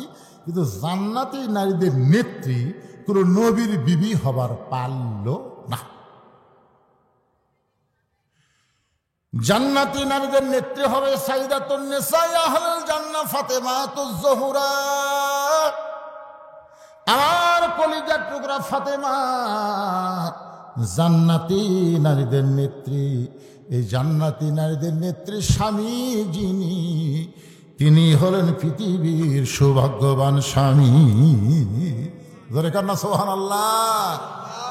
ওমর ফারুক বলে, ইয়া রাসূলুল্লাহ, যোহর নামাজের প্রথম রাকাতে প্রথম সেজদায় 3 বার সুবহানাল্লাহ আলা আমরা পড়ছি, আপনি সেজদা থেকে মাথা তুলছেন, কিন্তু প্রথম রাকাতে দ্বিতীয় সেজদার যায় 100 বার আমরা সুবহানাল্লাহ আলা পড়ছি, কিন্তু আপনি সেজদা তোলেন না। দ্বিতীয় রাকাত ঠিক আছে, তৃতীয় রাকাত ঠিক আছে, চতুর্থ রাকাত ঠিক আছে, কিন্তু প্রথম রাকাতের এই দ্বিতীয় সেজদা এত লম্বা হওয়ার কারণ কি? আল্লাহ রাসূল বলে, সাহাবীরা তোমাদের সবার মনে কি হচ্ছিল? এক সাহাবী কয়, হুজুর আমরা মনে করছি আপনি বোধহয় অসুস্থ হয়ে আছেন। তখন আমরা কি উঠে যে আপনার কি করি, কিন্তু সাহস পাচ্ছিলাম না। তোমরা কি মাথা তুলে কেউ টেনে টেনে করে দেখছে নাকি? না হুজুর, সে সাহস আমরা পাইনি। একতে দায়িত্ব বিহাদ আল ইমাম বলে আমরা নিয়ত করছি, ইমাম যা করবে আমরাও তাই। আল্লাহ রাসূল বললেন, তাহলে শোনো, তোমরা যখন সেজদার মধ্যে সবাই ছিলে, ওই সময় আমার আমার দুইজন পবিত্র তোমাকে সেজদার সামনে দিয়ে কুটকুট করে আইসা আমার পিঠের উপর দুইজনে বসে গেছে। দুই পবিত্র বসে আছে। এখন আমি নামাজরত অবস্থায় পিঠ থেকে ওদের নামাবার চাচ্ছি, কিন্তু নামাজের মালিক আমাকে বলতেছে, ইয়া রাসূলুল্লাহ, এই দুইজন পবিত্র যতক্ষণ আপনার পিঠে বসে থাকবে, আপনি খবরদার সেজদা থেকে মাথা তুলবেন না। আপনি এদেরকে যেমন ভালোবাসেন, আমি আল্লাহ তেমন ভালোবাসি। ওমর ফারুক বললেন, ইয়া রাসূলুল্লাহ, হাসান হোসেনকে আপনি পবিত্র বলতেছেন। আল্লাহ নবী বললেন, শোনো, জন্মের পর থেকে হাসান হোসেনকে আমি দেখেছি, এদের দুই ভাইকে এক মুহূর্তের জন্য আমি অপবিত্র হতে দেখিনি। সুবহানাল্লাহ খান না খান, সুবহানাল্লাহ খান। এখন হয়তো বলবেন, হুজুর হাসান হোসেন কি পেশাব পায়খানা করে নাই? করছে। পেশাব পায়খানার মধ্যে যতক্ষণ ছিল, তারপরে ওরা দুই ভাই আবার পবিত্র হয়ে গেছে জন্মের পর থেকে। মা খাদিজা বলতেছেন, হাসান হোসেনের মা যখন আমার পেটের মধ্যে ছিল, হাসান হোসেনের মায়ের নাম কি? ফাতেমা। খাদিজা বলতেছে, যখন আমার পেটে রোকেয়া ছিল, আমার পেটটার ওজন হয়ে গেল, পেটটাও বড় হলো, আমার পেটে ব্যথাও হলো। রোকেয়া যখন দুনিয়াতে ভূমিষ্ঠ হলো, আমার পেটে হাফসা আসলো। আমার পেটে যখন এই যে কুলসুম আসলো, কুলসুম আসার পরে পেটটা বড় হলো, পেটের মধ্যে ওজন হলো, পেটের ব্যথা হলো। এমনভাবে নবী 3টা মেয়ের কথা বলে খাদিজা বলতেছে, ফাতেমা যখন আমার পেটে আসলো, আমার পেটের মধ্যে কোনো ব্যথা নাই, পেটটার মধ্যে কোনো ওজন নাই। নির্দিষ্ট সময় ফাতেমা যখন দুনিয়াতে ভূমিষ্ঠ হলো, আমি খাদিজা তাকায় দেখি, আমার কোনো প্রসব বেদনা ছাড়াই আমার মেয়েটা তার ইজ্জতের উপরে 2টা হাত দিয়া এই দুনিয়াতে জন্ম নিল। আমি মা হইয়া পর্যন্ত ফাতেমার ইজ্জতটা 2 চোখে দেখতে পারিনি। সেই ফাতেমার গর্ভ থেকে 2টা সন্তান। রাসূল বলেন, সাহাবীরা, নবীর বেটা নবী হওয়ার পরে কিন্তু জান্নাতি যুবকদের সর্দার নবীর সন্তান হবে না। জান্নাতি যুবকদের সর্দার হবে আমার কলিজার টুকরা হাসান আর হোসাইন। এ হাসান হোসেনের বাবা যিনি, তিনি হলেন পৃথিবীর সৌভাগ্যবান বাবা। সাহাবীদের নিয়ে রাসূল খাওয়া দাওয়া করতেছেন। হঠাৎ খুরমা খেজুর, শুকনা খাবার, সব সাহাবী বসে গেছেন। ডান পাশে আলী বসাইছেন, বাম পাশে ওসমানকে বসাইছেন। আর ওসমানের পাশে বসেছে হযরত উমর, আর আলীর পাশে বসেছে হযরত আবু বকর। আবু বকর আর উমর হচ্ছে রাসূলের শ্বশুর, সুবহানাল্লাহ বলেন। আর আলী আর ওসমান হলে রাসূলের জামাই। খুরমা খেজুরের একটা খাওয়া দাওয়া হচ্ছে, খুব আনন্দ নিয়ে। নবী আমার খুরমা খেজুর খাচ্ছেন, আর আলীর সামনে চট করে বিছি রাখতেছেন। আলী খুরমা খেজুর খায়, নিজের সামনে বিছি রাখে। এক সময় খুরমা খেজুর খুব খাওয়া হলো। রাসূল বললেন, তোমরা সবাই একটু দৃষ্টি করে তাকায় দেখো, আমার আলী জামাইয়ের খুব ক্ষুদা রে, একলা কতগুলো খেজুর খাসে, সামনে বিচির ঠিক। হত আলী দাঁড়িয়ে বললেন, আসলেই তাই, আমার শ্বশুর বাবা আল্লাহ নবী যখন বলেছেন আমার ক্ষুদা বেশি, আমি আসলেই বেশি খাইছি, বেশি না খেলে বিচির ঠিক মুখের সামনে হয়। কিন্তু তোমরাই বলো বাবা জিরা, নবীর সাহাবীরা তোমরাই বলো তো ক্ষুদা বেশি কার, যাই বিচি বার করা খায় না বিচি সহ খায়? কারণ বিচি সহ খাওয়া মানে কি এত খিদে যে বিচিটা বার করার টাইম পায় না। আল্লাহ নবীর সামনে তাকায় দেখো একটাও বিচি নেই, তাহলে খিদা কার বেশি? সঙ্গে সঙ্গে নবী দাঁড়ালেন, আলীকে বলেন আয় আয় আয় আমার কাছে আয়। আলীকে বুকের মধ্যে নিয়ে কখন একটা চুমু দিয়ে বললেন, আলী এই জুব্বাটা আমি তোর জন্যই রাখছি রে, এই জুব্বাটা তোরে পরায় দিয়ে ঘোষণা করলাম, আনা মাদিনাতুল এলমে ওয়ালিও বাবহা, লাইলাতুল মেরাজে শুধুমাত্র নামাজ না, নামাজ ছাড়াও আল্লাহ গোপনে রাসূলকে এমন কিছু দিয়েছেন যেখানে আল্লাহ জিবরাইলকেও রাখতে পছন্দ করেনি। আল্লাহ নবী দুইজনা প্রেম করেছেন গোপনা, মাঝখানে তো অন্য কারো জায়গা ছিল না, জায়গা যদি থাকিত আল্লাহর আরশে নিত, দরজার বাইরে আল্লাহ ব্রেক করাতো না। সবাই বলেন, আল্লাহ নবী দুইজনা প্রেম করেছেন গোপনা, মাঝখানে তো অন্য কারো জায়গা ছিল না। কেউ কেউ তাফসীর কারক লিখেছেন এসে দেখে পানি করতেছে, শিকল লড়তেছে। আবার কেউ কেউ বলেছেন এই মেরাজের রাতে রাসূল যতক্ষণ আল্লাহর কাছে ছিলেন দুনিয়ার 27 বছর সময় অতিবাহিত হয়ে গেছে। বাজান, এই মেরাজকে নিয়ে বহু নাস্তিক বহু কথা বলেছে, বহু নাস্তিক বহু কথা বলেছে। একটা নাস্তিক বলেছিল এইটা কেমনে সম্ভব হলো, আজ থেকে পানি ঘটতেছে, শিকল লড়তেছে, এটা বিশ্বাস করা যায় না, এর মধ্যে 27 বছর কেমনে পাড়ি দিল। এই কথা বলে বউকে মাছ করতে বলে নাস্তিক গোসল করতে গেছে, গোসল করবার যা ডুব দেওয়া নবীর মধ্যে আর পুরুষ নাই, নারী হয়ে গেছে। ওকে এক নাবিক নিয়ে যা বিয়ে করছে, বিয়ে করে বাচ্চা কাচ্চা হয়েছে, বাচ্চা কাচ্চা বড় হয়ে গেলে আবার নদীতে গোসল করবার আইছে, গোসল করে আবার কোথা দিয়ে লাভ দোটা দেখে সে আর নারী নাই, সে পুরুষ হয়ে গেছে। সে আবার কাপড় চুপনে বাড়িতে এসে দেখে বউ তখন মাছ করতেছে। বউকে কই খারে কি কই কি, এইদিকে বিয়ে হলো, সোল বলো গাঁজা ঘড়ি গল্প মারো। আল্লাহ পারে ইচ্ছা করলে সব কিছু, তোর কোন কথা ঠিক না? আল্লাহ সব কিছু দুনিয়াতে দিলেন, যাকাত দিলেন দুনিয়াতে, রোজা দিলেন দুনিয়াতে, হজ দিলেন দুনিয়াতে, নামাজটা আল্লাহ নবীকে দুনিয়াতে না দিয়ে কেন আল্লাহর আরশে নিয়ে গেলেন? অবশ্যই এর মধ্যে কিছু আছে, যেরকম আছে না নাই? নামাজ দিয়ে রাসূল বলেন, আল্লাহ আপনার সঙ্গে আমার মিরাজ হলো, কিন্তু আমার উম্মতের মিরাজের খবর কি? আল্লাহ বলে নবীকে আপনি বলে দিবেন, আসসালাতু মিরাজুল মুমিনিন, প্রত্যেকটা নামাজ আপনার উম্মতের জন্য আল্লাহর সঙ্গে মিরাজ হয়ে যাবে। এই জন্য রাসূল বুখারী শরীফের প্রথম হাদিসটা আপনারা দেখবেন, আনতাবুদুল্লাহ কাআন্নাকা তারাহু ফাইন লাম তাকুন তারাহু ফাইন্নাহু ইয়ারাকা। কোন আল্লাহর বান্দা যখন সিজদা দিবে, আল্লাহ বলেছেন ওয়াসজুদ ওয়াক্তারিফ, সিজদা দেওয়া মাত্রই তুমি আল্লাহর এত নিকটে পৌঁছে যাবে। এক জগ পানির মধ্যে এক মুষ্টি চিনি দেওয়া 2টা ঘন্টন মারলে ওই পানির মধ্যে চিনি যেমন বিলীন হয়ে যায়, প্রত্যেকটা নামাজি বান্দা আল্লাহর মহব্বতে নিজের অস্তিত্ব তেমন বিলীন করে দেয়। তাই যুবকদের বলবো, বাবা যুবকেরা, তাহলে 10ম বছর তাফসীর কোরআন মাহফিল করলে হবে না, এবার ওয়াদা দাও 5 ওয়াক্ত নামাজ আদায় করা লাগবে। যেরকম কথা ঠিক কথা বলেন। যদি নামাজ না পড়ে, এত মারাত্মক কথা কারোর ব্যাপারে নাই। রোজা না করলে কাফের হবি, হজ না করলে কাফের হবি, যাকাত না দিলে কাফের হবি, একটা হাদিসে নেই। কিন্তু নামাজ সম্পর্কে বলা হয়েছে লা সালাতা লা ঈমানা, যারা নামাজ নাই তার ঈমানই নেই। বাইনাল আবদি ওয়াল কুফরি তারকুস সালাত, বান্দার কাফের মধ্যে পৃথক করার জিনিসটার নামই হলো নামাজ। যারা নামাজ পড়বে আল্লাহর বান্দা, যারা নামাজ পড়বে না তার ডাইরেক্ট কাফের। কি করবেন?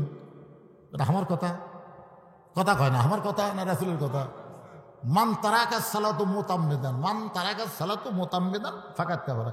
এক ওয়াক্ত নামাজ যদি বাদ দেন তাহলে আল্লাহর সাথে কুফরি হলো। সোনার সানেরা যারা মাহফিল করলেন কুটিরে, সে বাবা সোনারা কুটিরে নামাজ হচ্ছে ঠিক মতো? মাশাআল্লাহ। তাহলে মাহফিল করা সার্থক হবে ইনশাআল্লাহ। আল্লাহ যুবকদের জন্য আমরা প্রাণ খুলে দোয়া করব। সবার জন্য দোয়া হবে, প্রবাসীর জন্য দোয়া হবে, সবার জন্য দোয়া হবে। যারা মাহফিলের সর্বাত্মক চেষ্টা করেছেন সকলের জন্য প্রাণ খুলে আমরা দোয়া করব। অনেক মানুষ দাঁড়িয়ে থেকে আর শুনেছেন, শোনেন, অসুবিধা নেই। তারপরে তো শুনলেন, আলহামদুলিল্লাহ, ইস্তেগফার পড়েন। একজন উঠবেন না, মোনাজাত করবো। আজকে রাতের মোনাজাত আল্লাহ কবুল করতে পারে। পারে কি পারে না ভাইজান? গুরুত্ব দিবেন রাতকে। হ্যাঁ, সবাই ইস্তেগফার। আস্তাগফিরুল্লাহ রাব্বি মিন কুল্লি জামবি ওয়া আতুবু ইলাইহি। আস্তাগফিরুল্লাহ রাব্বি মিন কুল্লি জামবি ওয়া আতুবু ইলাইহি। লা হাওলা ওয়ালা কুওয়াতা ইল্লা বিল্লাহিল আলিয়্যিল আযীম। সকলে হাত তুলে আল্লাহুম্মা আমিন। আল্লাহুম্মা আনতাস সালাম ওয়া মিনকাস সালাম। তাবারাকতা ইয়া যাল জালালি ওয়াল ইকরাম। মাবুদ, কঠিন শীতের ভিতরে আরামের বাড়ি, আরামের ঘুম, ল্যাপ তোষকের মহব্বত কলিজা থেকে বের করে দিয়া, আয় আল্লাহ তাআলা, এই জান্নাতের বাগানে বসে বসে আলোচনা শোনার শেষে গুনাহগারের সঙ্গে রহমতের দরজায় ফকির হয়ে দোকানে হাত তুলেছে। মেহেরবানি করে আজকের মাহফিল আমাদের সকলের হেদায়েতের জন্যে, নাজাতের জন্যে, জান্নাতের জন্যে কবুল করো। এই মাহফিলের শুরু থেকে শেষ পর্যন্ত যত আলোচনা হয়েছে আল্লাহ, এর মধ্যে যদি ত্রুটি হয়, ভুল হয়, মাফ করে দিও। এর যা হাদিয়া মঞ্জুর করো। সোনার মদিনায় নবী পাকের রওজা মুবারকে আল্লাহ কবুল করে দিও। তামাম আম্বিয়ায়ে কেরাম, আসহাবে কেরাম, তাবিনী কেরাম, তাবিনী কেরাম, তামাম পৃথিবীর মাটির নিচে যত মুমিন মুমিনাত আছে আল্লাহ, সকলের আরওয়াহ পরে হাদিয়া কবুল করো। ও মাবুদ, আমরা যারা হাত তুলেছি, আমাদের জনম দুঃখনী মা যাদের কবরে চলে গেছে, আল্লাহ মেহেরবানি করে মায়ের কবরকে জান্নাতের টুকরা বানিয়ে দাও। বাবার বাড়িঘর সবই আছে, এতিম করে দিয়ে বাবা এতিম হয়ে যাদের কবরে গেল, আল্লাহ মেহেরবানি করে বাবার কবরকে জান্নাতের টুকরা বানিয়ে দাও। এখানে কি লিখছে বাবা? এরা তো মোনাজাতের মধ্যে হয়। আল্লাহ, তোমার বান্দারা অনেক টাকা পয়সা খরচ করে, অনেক ত্যাগ স্বীকার করে আজকের জান্নাতের বাগান লাগাই দিছে। এই যুব কাফেলাকে আল্লাহ তুমি কোরআনের জন্য কবুল করো, ইসলামের জন্য কবুল করো, নামাজের জন্য কবুল করে নাও। আজকের মাহফিলের সম্মানিত সভাপতিকে আল্লাহ তুমি কবুল করো। আয় আল্লাহ, আজকের মাহফিলের প্রধান অতিথি, বিশেষ অতিথি কবুল করো। আলেম ওলামাদের কবুল করো, হাফেজকারী ইমামদের কবুল করো, হাজী সাহেবদের কবুল করো, মুরব্বীদের কবুল করো। খাস করে আমার মা বোনদের আবেদা সালেহা পদ্মানিকে কবুল করে মা ফাতেমার চরিত্র দিয়ে দাও। আল্লাহ, মঞ্চে বসে একটা ছেলে অসুস্থ, তার চেহারা দেখলেই বোঝা যায়। এছাড়াও যারা অসুস্থ অবস্থায় হাত তুলেছে, আমি নিজে অসুস্থ, আল্লাহ সবকে সুস্থতার নিয়ামত দান করে দাও। আল্লাহ, আমার প্রবাসী ভাইদের জন্য দোয়া চাওয়া হয়েছে। আল্লাহ, এদের মধ্যে অনেকে হয়তো দুনিয়া থেকে কবরে চলে গেছে। ও আল্লাহ, যেখানেই থাক, সুন্দর থাক। এই মাহফিলের জন্য যারা সর্বাত্মক সহযোগিতা করলো, মোনাজাতের সঙ্গে সঙ্গে আজকের মাহফিলের সমাপ্তি হয়ে যাবে। আগামী বছর পর্যন্ত আমরা বাঁচা থাকবো তার কোনো গ্যারান্টি নেই। আজকে পবিত্র রাতের ওসিলায়, এই লাইলাতুল মিরাজের রাতের ওসিলায় আল্লাহ আমাদের দোয়াকে কবুল করে নাও। আমাদেরকে 5 ওয়াক্ত নামাজি হওয়ার তৌফিক দাও। আল্লাহ, কে কোন নিয়তে হাত তুলেছে সকলের নেক নিয়ত নেকাশাকে আল্লাহ কবুল করো।